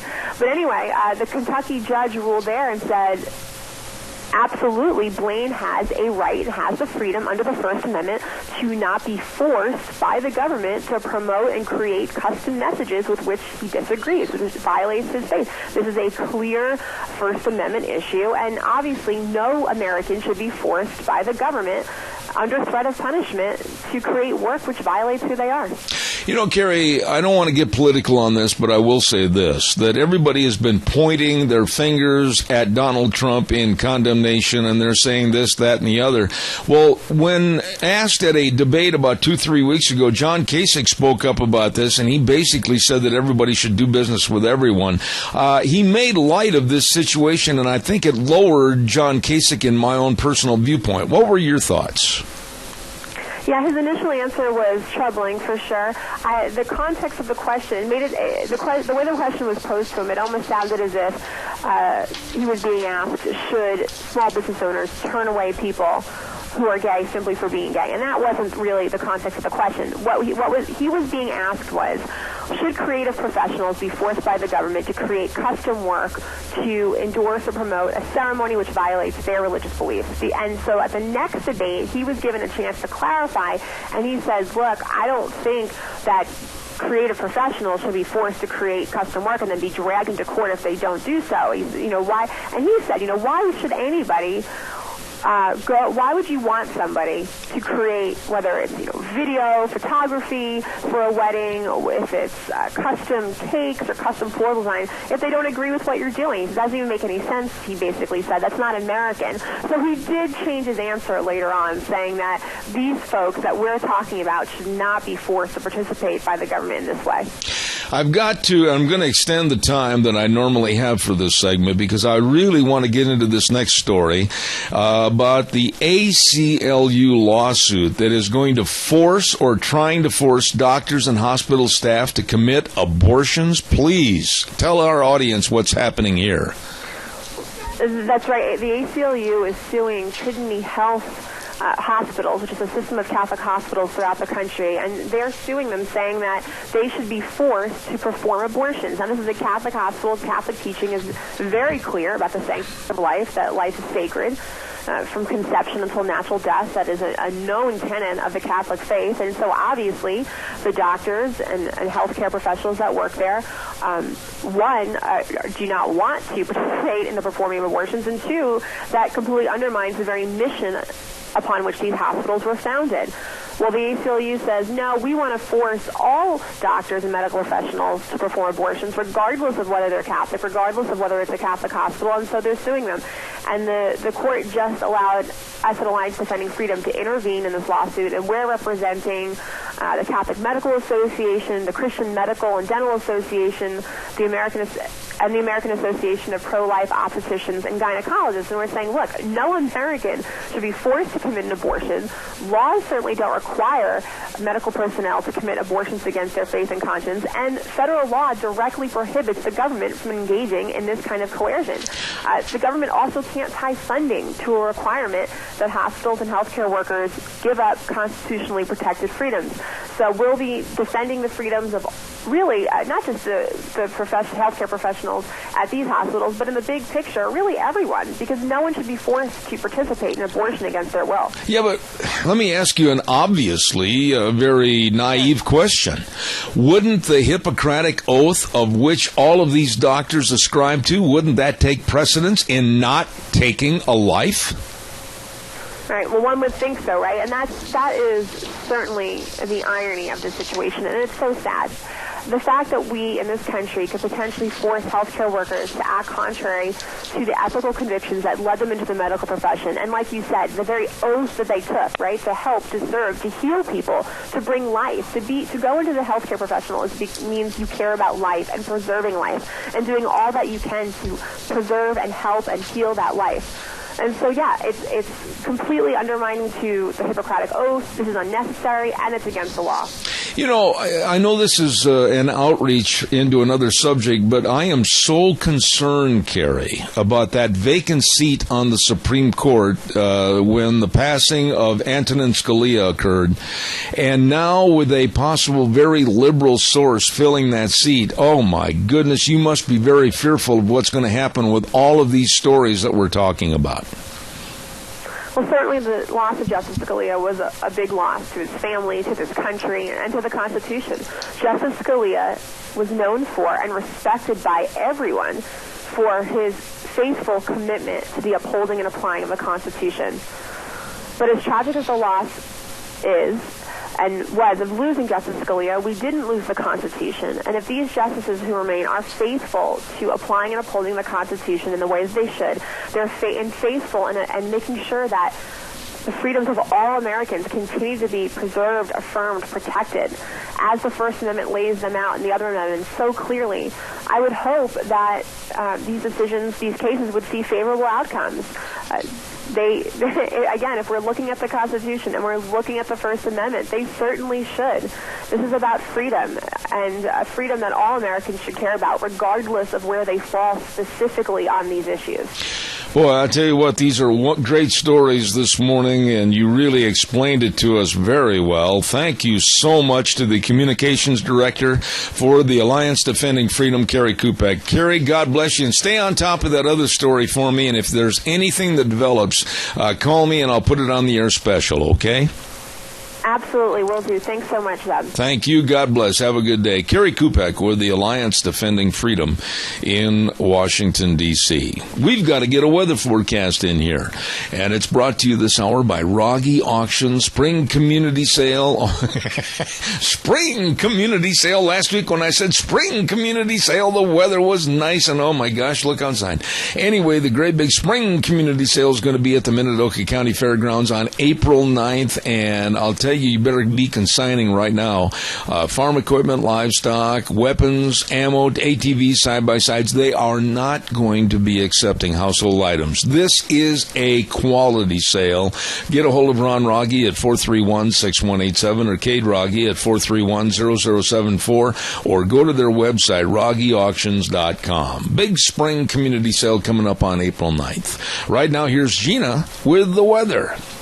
Not quite the friendly way to kick off the work week as we are in a wind advisory through 8 o'clock tonight. Expect winds out of the west right around 30 miles an hour. Gusts possible of 35 plus. If you're driving a big rig, please be careful out there. We're also expecting rain and or snow showers for today as well. Snow showers especially up in the higher elevations. Only a high of 42, tonight low of 31. Tomorrow the wind is going to continue out of the west, right around 22 miles an hour. It's going to be mostly cloudy, high of 42 with an overnight low of 28. Calming down a little bit on Wednesday, still going to be windy, partly cloudy, high of 47. And then mostly sunny, 46 and windy for Thursday.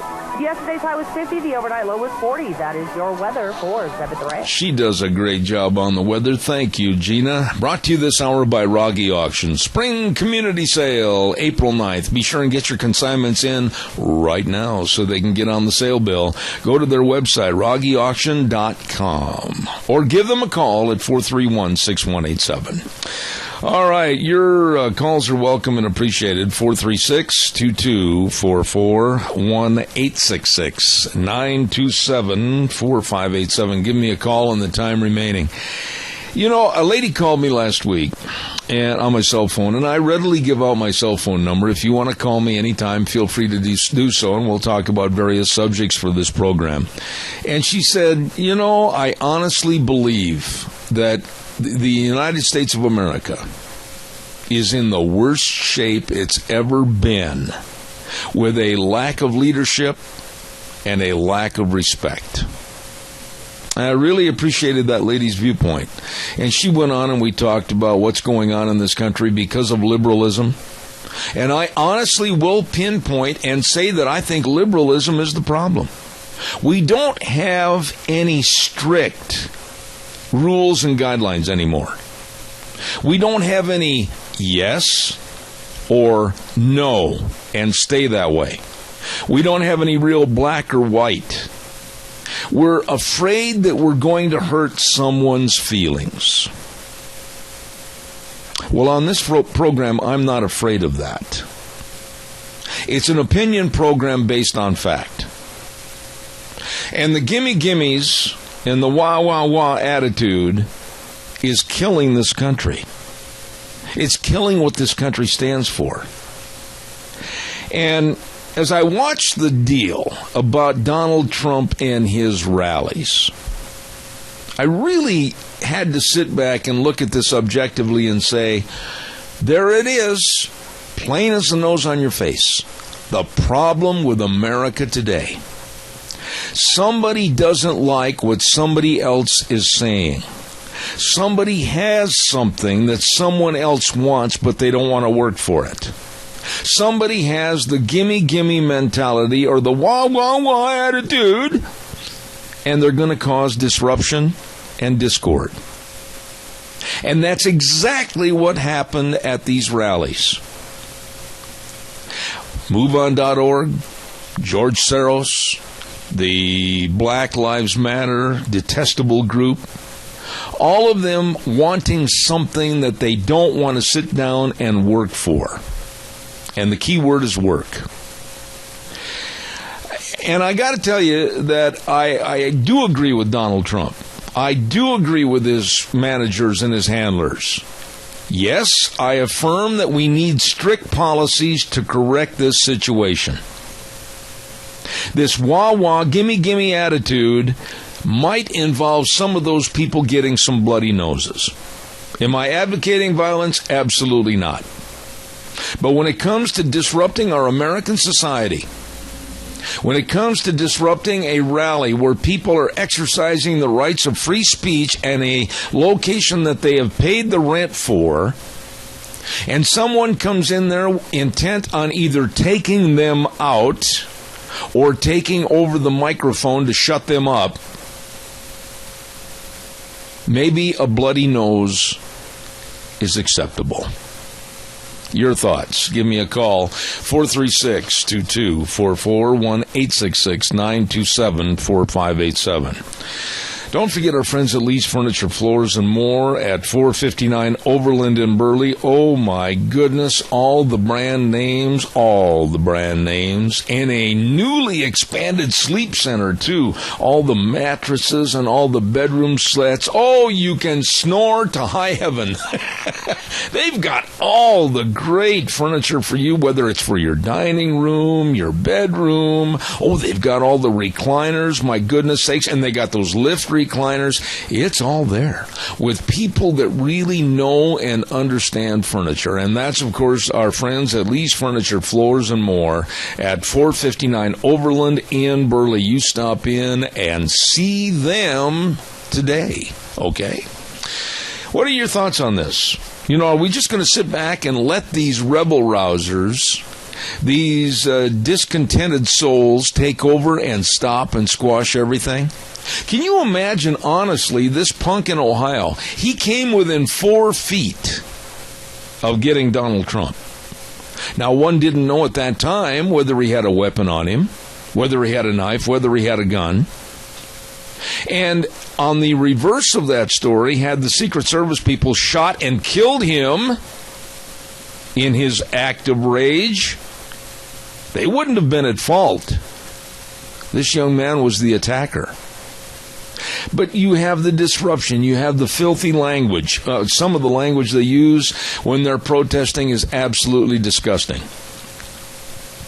And for the Black Lives Matter group and MoveOn.org, financed by these absolutely disgusting characters like George Soros, all they're doing is trying to disrupt and stop the First Amendment in its entirety. No more free speech. Oh, you can talk if you go along with their programs. But if you disagree with their programs, they'll tear you apart and shut you down. It's time that we all stood up and started looking at the problems in this country and started addressing them, whether it's on a local basis, a state basis, or nationwide. We have lost the morality, and we have lost what this country stands for. And I point my finger right smack dab back east at Washington, D.C., with an administration that is extremely left liberal, with an administration that has been strange bedfellows with the likes of Ayers and others that have tried to disrupt and take apart this country. We've got to take America back. We're going to, next hour, talk to the Department of Corrections in Boise. Kevin Kemp is going to be on the program with us. And then at 10:30, we're going to have Rochelle Peterson on the program. And we've got a lot more to go, so stay tuned. Zeb at the Ranch, back over to Wheels at our main station. I'll see you in 6. Well, welcome back to hour number 3 on a Merry Christmas Monday. My goodness, we're getting a lot of snow outside the window, and the hills are blanketed in white. Good morning to Zeb at the Ranch. I'm Zeb Bell, and of course our thanks go out to our major sponsor, your Magic Valley Les Schwab Tire Centers, all 7 locations serving you, along with some of our great advertisers like Western Waste Services, always at your disposal. Get on the route service. Call them at 734-6969. We're going to be having our guest on the air in just a moment. Stand by, but I want to remind you, too, if you're looking to advance your career, get a better job, work for some really nice people, check out Dot Foods in Burley, growing over 55 years, and they're having a great big hiring event this Saturday, March 19th from 10 a.m. to 12 p.m. at Dot's Distribution Center in Burley. Learn all about the availabilities of great employment for you this coming Saturday from 10 to noon at Dot's Distribution Center in Burley.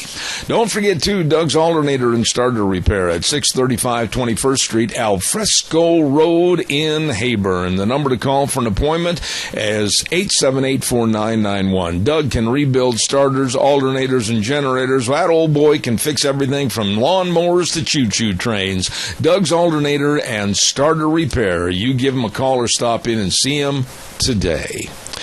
With me on the program, and he's kind of a pinch hitter. He's batting cleanup right now this morning because our Idaho legislative update, all of our folks are in meetings this morning, and we're very fortunate to have the director of the Idaho Department of Corrections, Mr. Kevin Kemp. Good morning, Kevin. How are you? Hey, Mr. Bell, I'm doing great. It's an honor to be on your show. Well, it's my privilege, sir, and I've got your resume in front of me, and it reads like a list of who's who that's important people. You've done a lot for law enforcement over the years. Well, that's nice of you to say. I appreciate it. You know, one of the things that I'm most proud of is that both my older brother is a lieutenant with the Idaho State Police over in eastern Idaho, and with me in corrections, we have a little saying that he catches them and I clean them. We appreciate we appreciate serving the state like we do. These are great jobs. Love it. You know, you don't mind if I call you Kevin, I certainly hope. I'm older than you are by far, I'm sure. But Kevin, let me ask you this. As the director of corrections in the state of Idaho, basically what is a day in the life of what you do? Well, yeah, that's a great question. You know, one of the things that I try to do is spend as much time outside of my office as possible. I like to be out in the thick of it, whether that be in a probation and parole district, riding along with a probation and parole officer, or in the bowels of one of our prisons. And that's where it's at, frankly. Anything sitting in this office is pretty filtered before it gets to me. So I like to get out there shoulder to shoulder with our folks. But a day in the life, particularly with the legislative session in place, I spend a lot of time down at the Capitol and working with legislators on laws or bills that they're looking at that might impact our criminal justice system, and certainly have opportunities to weigh in on those types of things. So it varies. But I zing out of bed in the morning for it. It's a great gig. Let me back up just a little bit, Kevin, and ask you this. And every day on this program, unfortunately, we report on a lack of respect for our police officers. Very unfortunately, over the weekend, another officer was shot and killed in Maryland, right in front of the police station. What happened in this country for the respect for our police officers? Man, well, Zeb, I've been listening to your show this morning, and time and time again, I think you hit it on the head. It's a lack of leadership, first and foremost. And, if I could take my corrections hat off and just put my Kevin Kemp hat on, that's where it's at. It starts there. And, and I'm very, very concerned about where we're at right now as a country, and man, I'm doing my best to hopefully, just like your listeners, trying to stay optimistic about the future, and where we can get back to these core values that make this country so great. But that's where I think it is right there, Zeb. Is just it's a lack of leadership, and from there, it goes into all kind of bad places. Would you agree with me, Kevin? I know that we have to be concerned about people's welfare. I know that we have to concern ourselves with possible rehabilitation. But I'm a little sick and tired about the easy things that have been left undone. There is a right, there is a wrong. There is punishment for the wrongs, but it seems like in our society today, everybody's a crybaby saying, oh, those poor people, let them off the hook. Do you think I'm wrong in my assessment? Well, not 100%. Here's where I'll tell you this. First off, I come from a family of police officers, a family of cops, and there was a time not too long ago where I definitely had that belief of let's just lock these guys up and throw away the key. But my 20 years experience in corrections and where I'm at today, I know that's just not reality. 97% of these guys are going to get out of these prisons and going to walk into your community, in my community. And so knowing that, it impresses upon me we have a responsibility to do something with them while they're incarcerated with us. And so sometimes those things that we do, things like rehabilitation, programming, and giving them job skills, from the outside looking in, it could look like, geez, what are you guys being soft on these guys for? But the reality of it is, both those guys that we just warehouse, if we just warehouse someone for 10, 12 years, or if we take that same inmate and give that person a skill, give them some education, try to change their criminal thinking, both of those people are getting out of these prisons.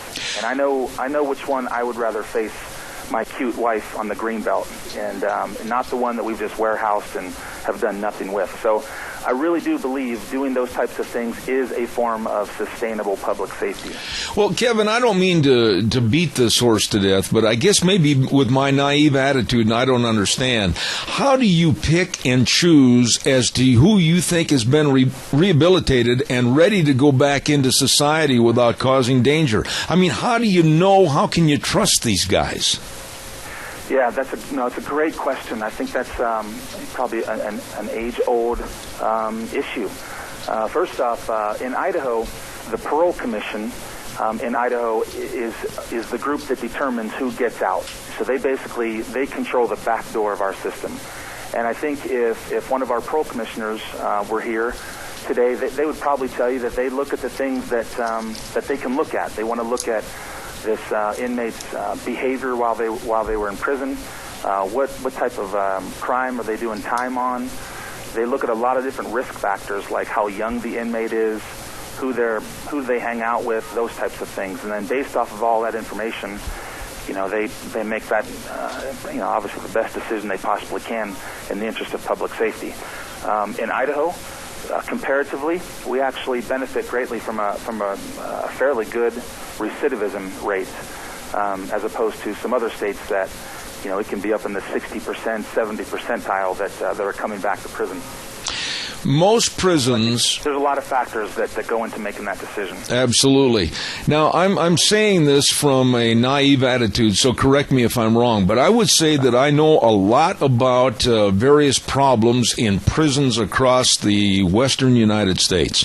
I have very good friends that are working in the prison system in California, Oregon, Washington. I know a lot of folks. And they're overcrowded, they're being overrun, and it's hard to find good people that want to subject themselves to that everyday scrutiny of the prisoners and all that happens. What do you do? How do you create an environment where you can get good people and yet get the job done? Well, you got to do the same thing as if we were a corporation like Albertsons or Fred Meyer or Micron. You got to, first and foremost, you got to pay people a fair wage. You got to pay them in a manner that's comparable to the difficult job that they have. Second, and almost parallels this, you better treat them right. You got to treat staff with a whole bunch of care, a whole bunch of concern, those types of things. We're very fortunate. I'm telling you, we're very fortunate in Idaho. First off, my predecessor, Brent Reinke, who comes from that area down there in Twin Falls, I spent 8 years under his tutelage, if you will, and he established a platform for when I was able to come in a year ago. We were able to get a significant pay raise thanks to Governor Otter, thanks to our legislators. They approved it last year. We call it a security retention plan. and it's really a two-part plan. Last year got approved, and this year, again, Governor Otter and JFAC just approved the second year to it. It's one of the most significant pay increases that our security staff and our prisons have seen, since I've been in the agency about 20 years. So you got to do those types of things, but you also have to do things that motivate staff, and what motivates staff is challenging them. And also, if we want to be considered to be one of the better correctional agencies in the country, we need to act like it. There are certain things that we have to do that looks like work, but you have to do it in order to be considered one of the best in the country. And when you do that, most people, most staff, they want to cling to those types of things. They want to stick around. They want to be a part of it. And so that's really what we've spent a lot of time this past year doing. On the other side of the coin, Kevin, I don't even have to tell you this because you're very much aware of it. There's overcrowding in our prisons across the board, from California all the way to Massachusetts. Is there a solution? Is there a way to pick and choose who's really going to do time? Is the law going to have to be changed? What's going to happen with our prison system? We just don't have room anymore. Yeah, in Idaho, we are in the middle of something called justice reinvestment. All 105 legislators passed it. It was it's Senate Bill 1357, and it passed 2 years ago, 2 legislative sessions ago. And what that did was essentially reform some of the things that we're doing. And it's making our prison system more efficient. We're trying to save prison beds for that high-risk offender. But that lower risk offender, that's typically like a property crime offender or a drug crime offender, we're trying to get those guys out on parole, where they can be supervised out there. First off, it's a cost savings. This year, when I started my JFAC presentation, I announced that we were giving back to the general fund $1.8 million. And that's unheard of to do that for a Department of Corrections. We're typically, we'll take every cent that you can give us. So that's a good news. But here's where the concern lies today.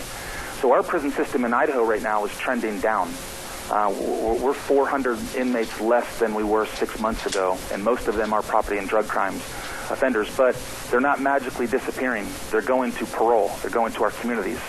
And so that's where our attention quickly goes to make sure that our parole officers out there have the resources needed to supervise these guys in a manner that's consistent with public safety. So we've done a lot of different things over the past year to dispatch resources towards the field, and we reorganized headquarters. I cut 15 high-level positions here in headquarters, eliminated them, and we turned them into doers in the field, probation and parole officers, drug and alcohol counselors, those types of things. And that's just one example of a lot of different things we did this past year to make sure that our resources are where they are needed.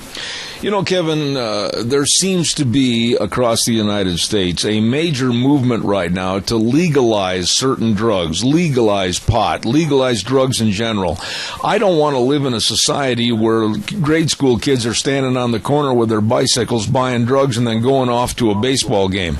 What are your thoughts about this movement of drug activity in this country and the possible legalization? Well, my thoughts are consistent with my boss, and that's Governor Otter. And to this point, he doesn't want to budge, it appears, on the legalization of marijuana. And count my vote to that. I've got twin 13-year-old girls and an 11-year-old boy at home, and my kids, and man, I don't want them growing up in a community or a state that is legalizing, any type of mind-altering drug or whatnot. Now, where it can be done, if it can be done, in terms of, I know there's certain elements of cannabis or whatnot that has some, some properties to it that can help with, people out there that suffer greatly from seizures and things like that. Well, that's a different story. But as it relates to just legalizing it for profit or legalizing it because we as a community can't seem to control it. I just don't think that's a great idea. Let me ask you, do you think that if we did have a much more secure border on the southern border of the United States, that it would emphatically cut down the drugs coming into this country and coming into Boise, Idaho Falls, Twin Falls? Would there be a marked difference?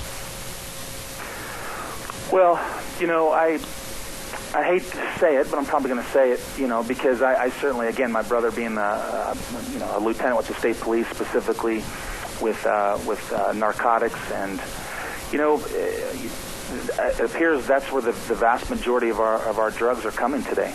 They're coming from cartels in south of the border, and so if to whatever degree that could be slowed down, or we could shut some of that stuff off, you would certainly think that that would have a positive impact. But at the same time, I think we need to put, as it relates to drugs, we need to put equal effort into doing things at a treatment level. Just this heroin epidemic. I read a statistic yesterday that's startling. Every 49 hours, an Idahoan is dying of a heroin episode.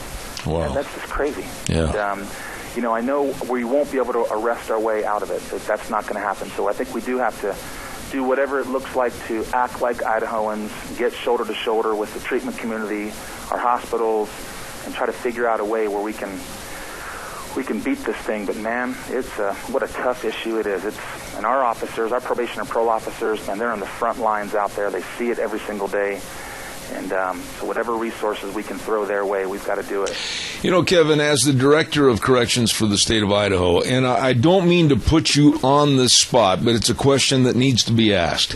You are putting yourself on the line. The officers, the arresting officers are putting themselves on the line. The people that work at the correctional activities and facilities are being put on the line. But are the courts being tough enough on crime to help deter people from being reoffenders? I think so.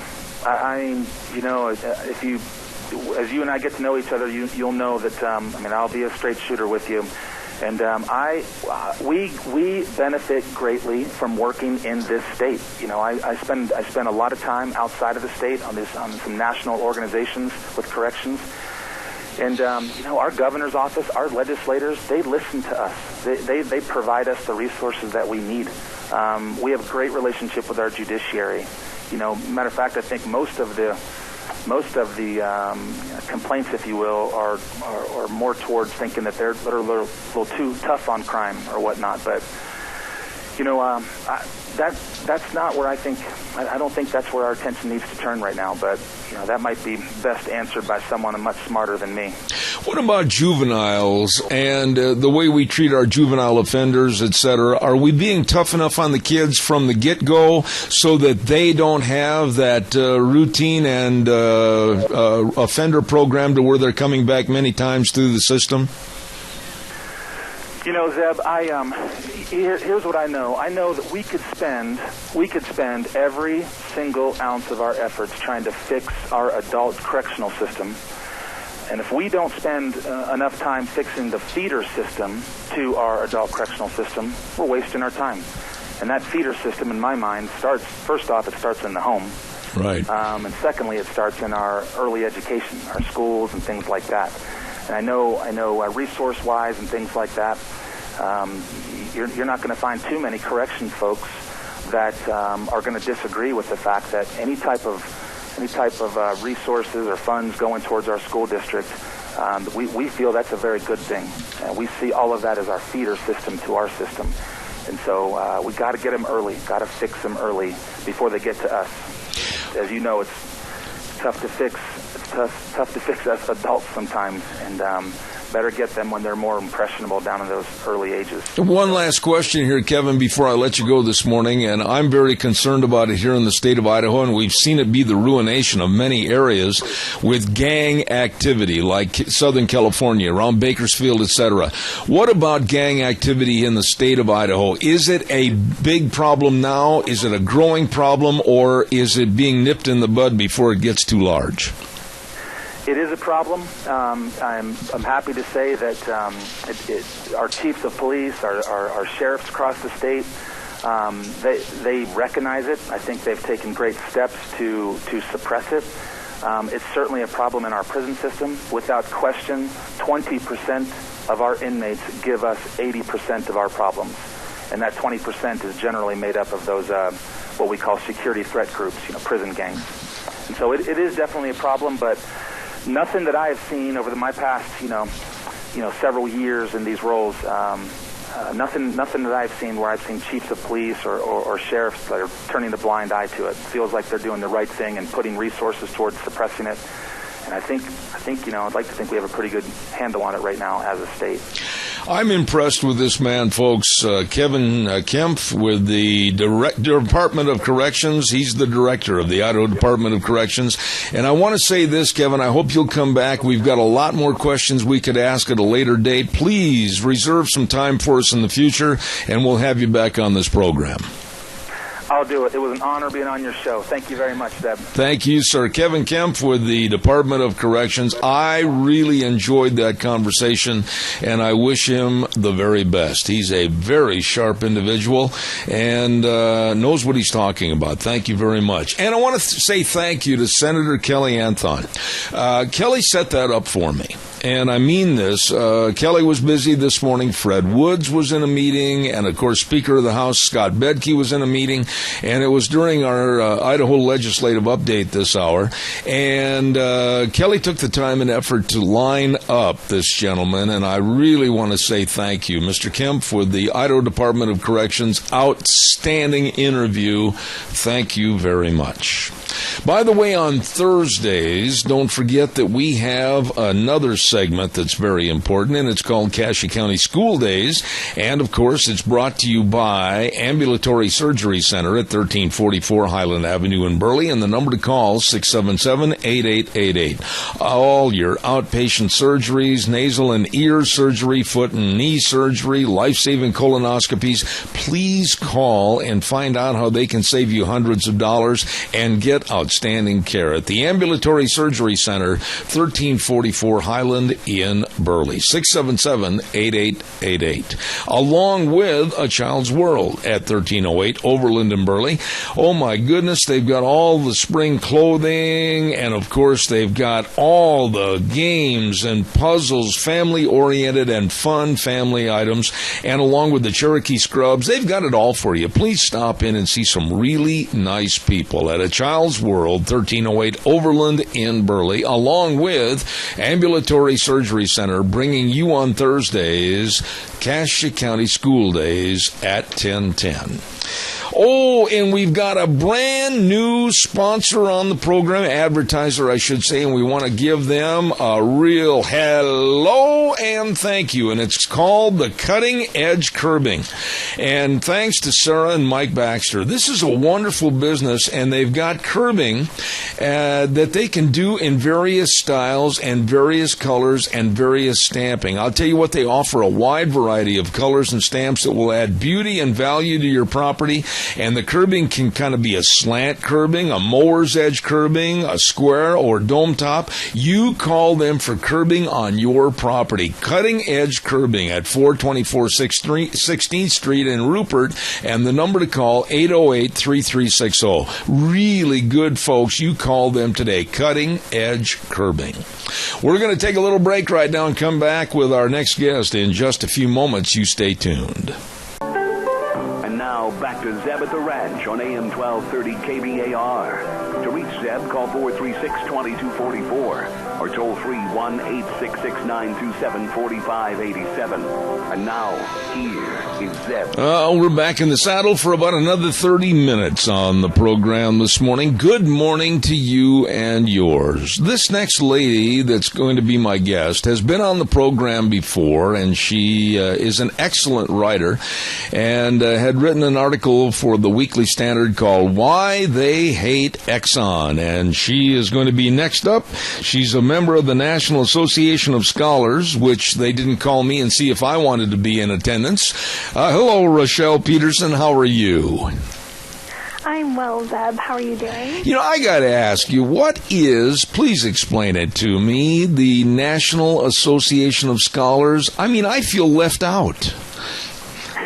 Zeb, we'd love to have you as a member of the National Association of Scholars. We're a group of about 2,500 people who think higher education should hold to higher standards and expect more of its students, that higher education should be a place that searches for the truth rather than indoctrinating students in various ideologies. So it's a group of professors, students, parents, and concerned citizens who want to see higher education reformed. Oh, wow. I mean, man, I love that explanation, and you hit a couple of hot buttons with me. Let me just ask you, Rochelle, I don't mean to get off track here this morning, but when I look at the young millennials of today, and I look at them complaining about having these huge college bills and debt up to their ears, and yet they go to school to be more or less activists instead of students that are trying to attain goals and a future, I'm really upset about this. What are your thoughts? The unfortunate reality is that students are paying a lot of money right now for an education that often doesn't really benefit them. Too often there is not a core curriculum that organizes important courses in a good order to build on one another. Instead, students can kind of pick and choose whatever interests them, and sometimes what interests them is activism, and students can end up spending a lot of time working for their pet causes, but not getting much in the way of education. And that's really unfortunate, to squander that time and that money on kind of being inundated with a political ideology rather than searching out the truth and coming to understand important texts and ideas. Let me ask you, Rochelle, and then we'll get back to this article that you had written regarding fossil fuels. But would you agree with me that maybe students today have lost the drive and the desire to use the talents that God gave them to really achieve and succeed and reach their goals? Have they lost that? Some certainly have, and it's sad to see some people kind of give up at this early stage in their life. Others, I think, have just been misdirected into what the goals should be. There was an article recently about students at Brown who were spending all of their time working as activists on racial matters, and they were complaining that they spent so much time on their activism that they didn't have time to do their homework or to go to class, and they thought it was unfair that their grades were lowered as a result, and that they were getting penalized for not showing up for class and not turning in assignments. They thought that was unfair because clearly their activism was more important than going to college. And so those kinds of stories are really saddening to me, that students think that college is something expendable, that it's not really important, and that when you're there, you can spend your time doing whatever feels good to you. And that, I think, is a shame. Do you think, last question on the kids today, and then I'll behave myself and get to the situation that we're supposed to talk about, but do you think kids today are actually targeted by the groups that want to cause unrest and bad ill in this country, like MoveOn.org and Black Lives Matter, etc.? Do you think the kids are targeted because of their naivete on the college campuses? Absolutely. There's no doubt about that, Zed. College students make up an important voting demographic because many of them are casting votes for the first time. Many of them have very little real-world experience, and they're insulated on campuses from a lot of the realities that their parents and older voters have to deal with on a regular basis. So they are an actively courted voting bloc, and there are many incentives in place for people to scoop them up and get them into their movement, into their cause. And so certainly with movements like the Black Lives Matter movement, the fossil fuel divestment movement, other movements that are taking campuses by storm right now, there is an active campaign to get students involved, sometimes to pay them for their activism, many times to shame them if they're not involved with the activism. And it's sort of become a rite of passage now that if you go through college without joining one of these protests, you must have missed out. You very smoothly, and I compliment you, brought in the issue that we're going to talk about, fossil fuels. And I absolutely have been just livid, mad, if you will, over what's happening to denigrate and absolutely villainize fossil fuels in this country and the use of fossil fuels for the United States for the future. What are your thoughts, and why did you write this article called The Crusade to Kill Fossil Fuels? Yeah, well, right now, there really is a crusade against fossil fuel companies going on. There is an active fossil fuel divestment campaign that we've talked about on your show before, with about 1,000 college campuses having students demanding that their endowments sell off investments in coal, oil, and gas companies as a way to protest fossil fuels. And recently, government officials have started getting involved in this campaign. They're taking a page from the playbook of the students. So in January, the California Attorney General Kamala Harris opened an investigation into ExxonMobil, which basically is accusing Exxon of being a climate change denier. There are some nuances there, and we can talk about those. But this follows a similar investigation that the New York Attorney General, Eric Schneiderman, also launched in November. Add to this that there are multiple states considering fossil fuel divestment. Vermont was considering this until just last week. A bill to divest the state's pensions died in the committee, but the governor actively called for this. New York City's mayor has asked for divestment, and California has actually required by law that the two biggest state pension funds sell off investments in fossil fuels. So what we're seeing right now is the confluence of student activists meeting with government officials to take their preferred activist policies and make them official government policies. So the things that are starting on campus are playing out in mainstream political arenas right now. And that is troubling. You know, you have studied all this much more than I, Rochelle. And this article is an excellent article. But now I want to just kind of pick and choose some of the questions. What do they want? What do the millennials want? What are they being led to believe that we can right now, tomorrow, replace fossil fuels and still be a responsible, progressive nation? What do they want? What do they think? The main thing that they want is they want an end to all fracking immediately. They want a ban on all mining and drilling anywhere in the Arctic and on any U.S. public lands. They want heavy subsidies to solar and wind companies.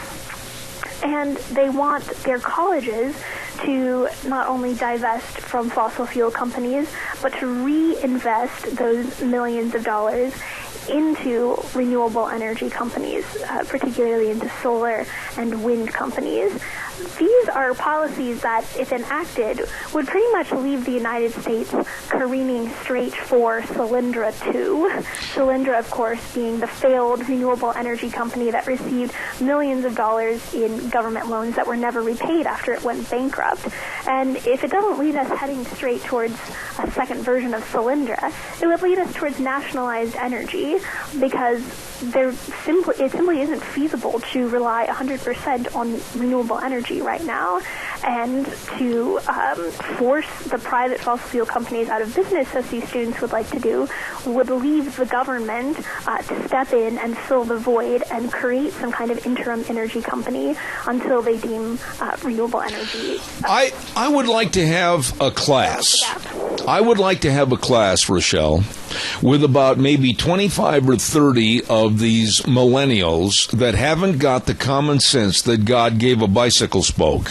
I would like to sit there and ask them questions. I would like to sit there and ask them how all the goods and services and food would be distributed across this United States. I would like to ask them how agriculture could survive. I would like to ask them about a country that would go from leading the world to into a subservient country for all goods and services literally overnight. Why can't these young people get their head out of wherever it's stuck and understand the ramifications of what they're imploring? Those are all great questions, and the irony is that many of them are concerned about the environment, and fossil fuels have, in many ways, made the environment better. The advent of fossil fuels has allowed us to have more efficient farms that can produce more food on fewer acres of land and let other land that was formerly farmland return to being forest again. Fossil fuels have made so much of our economy function more efficiently, which actually saves energy and lets us have the wealth to be able to care about the environment. Students don't hear that, though. They don't hear that on campus, and when they hear it, it's mostly from sources that they consider outside the mainstream press, and they tend not to believe those sources. So it really is a sad effect of misinformation. They're hearing one side of the story on their campuses. They're hearing that same side of the story repeated in the mainstream press, and they've concluded that the only way forward is to go with 100% renewable energy. Yeah, but it goes further than that, Rochelle, and I don't mean to tell you because you're the expert, but I'm just going to throw my opinion in here.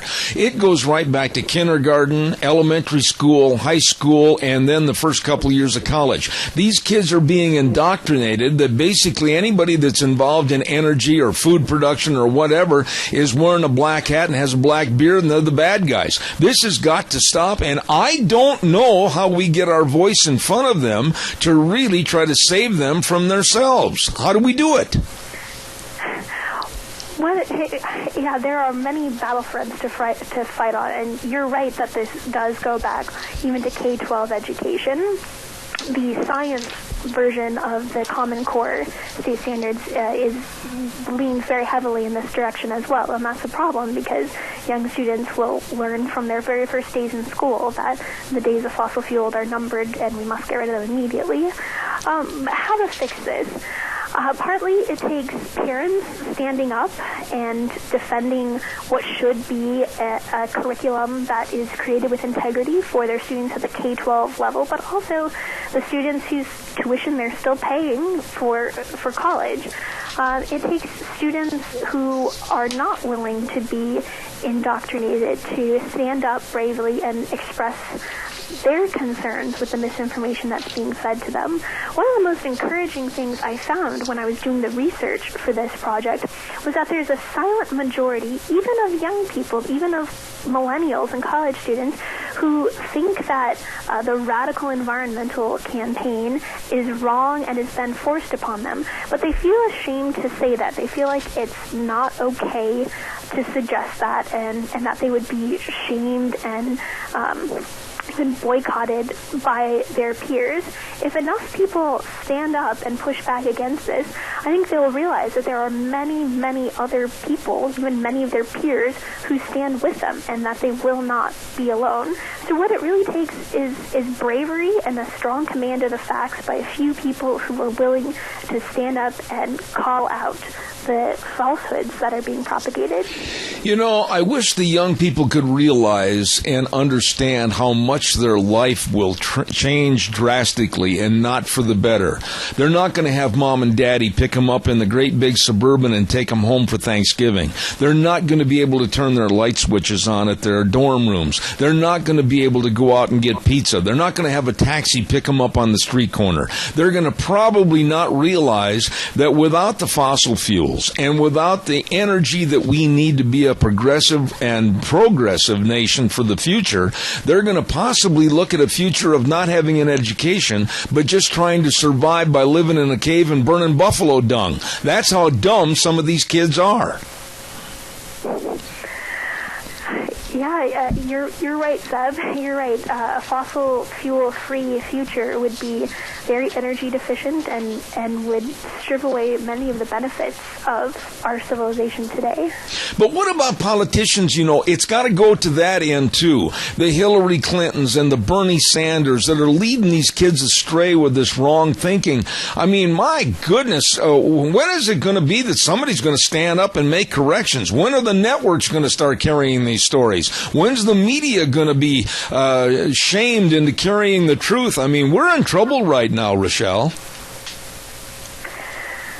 You're right, Zeb. And again, I think it goes back to the voters of the United States and to the citizens.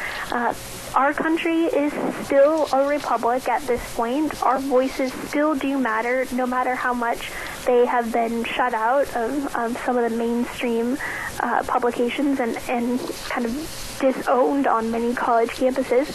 But civic responsibility still exists, and the power of one person to boldly stand up and proclaim the truth still matters. And I would encourage everyone to not feel cowed into silence and to not feel like they can't stand up and have a voice.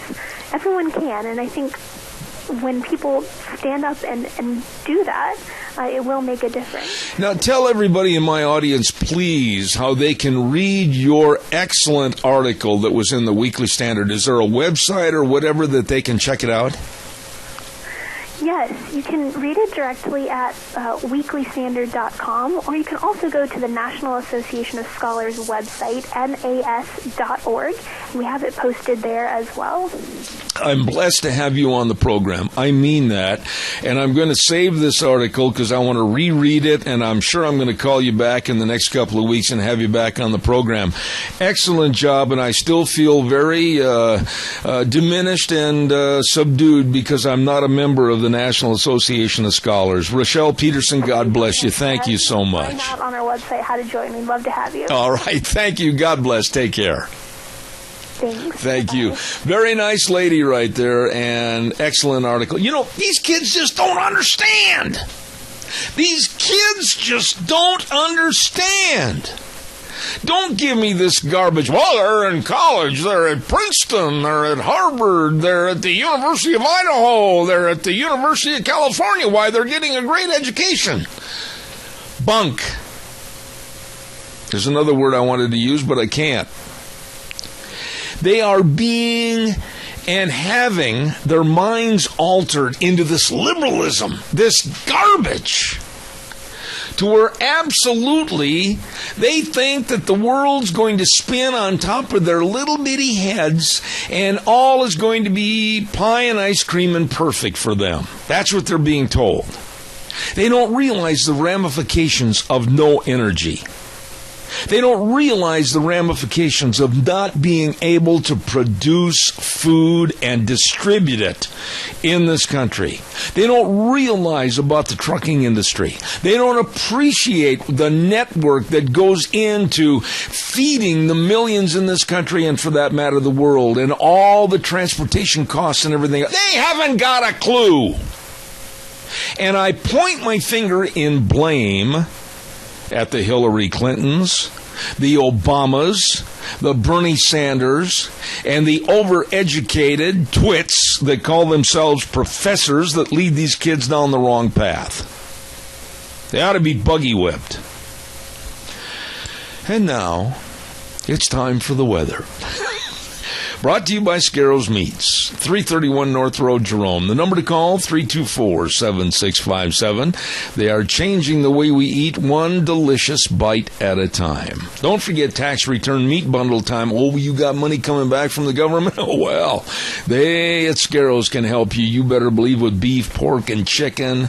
A great big 70-pound bundle of all that delicious meat, just $249 plus tax. Call your hometown meat cutter today, Scarro's Meats. 331 North Road in Jerome. And now here's Gina with the weather. Not quite the friendly way to kick off the work week as we are in a wind advisory through 8 o'clock tonight. Expect winds out of the west right around 30 miles an hour. Gusts possible of 35 plus. If you're driving a big rig, please be careful out there.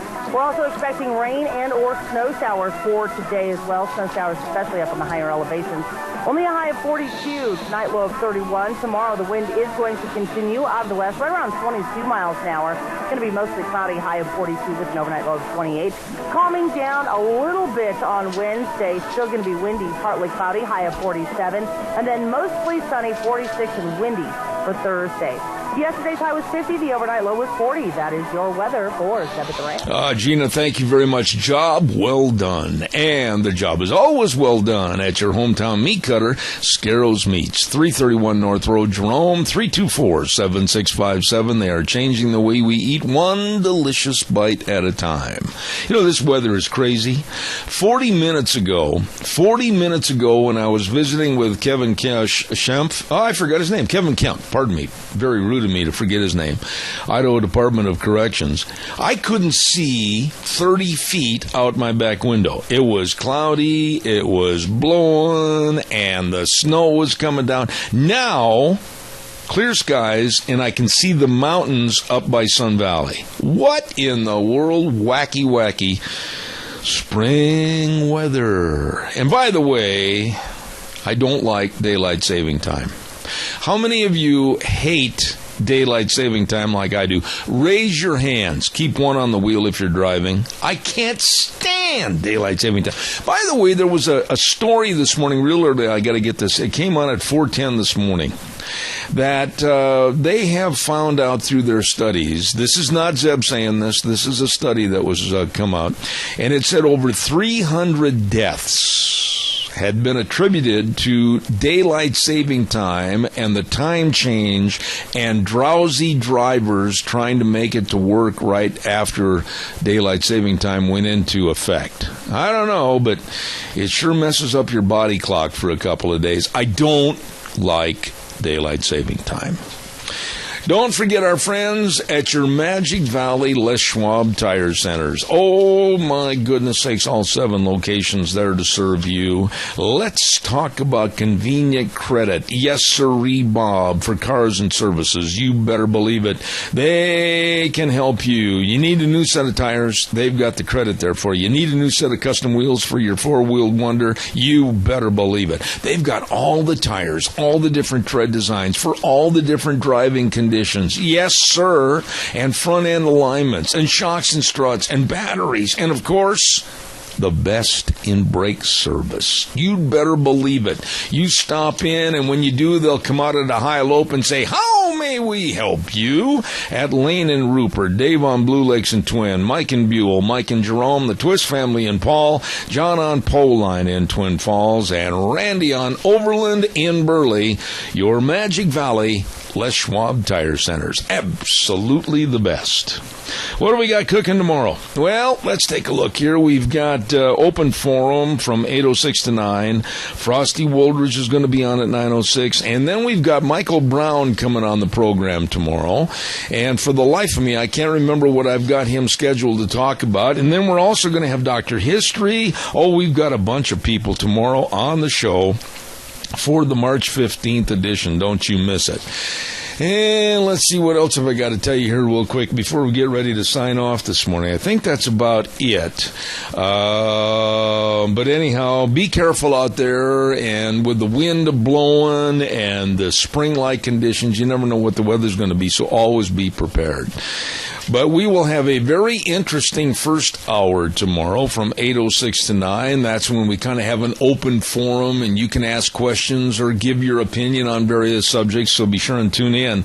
And we're right here on 12:30 a.m., KBAR, and then streaming live on the Internet all over the world, literally. We're listened to in over 112 countries. Really, I'm serious. I'm not making that up.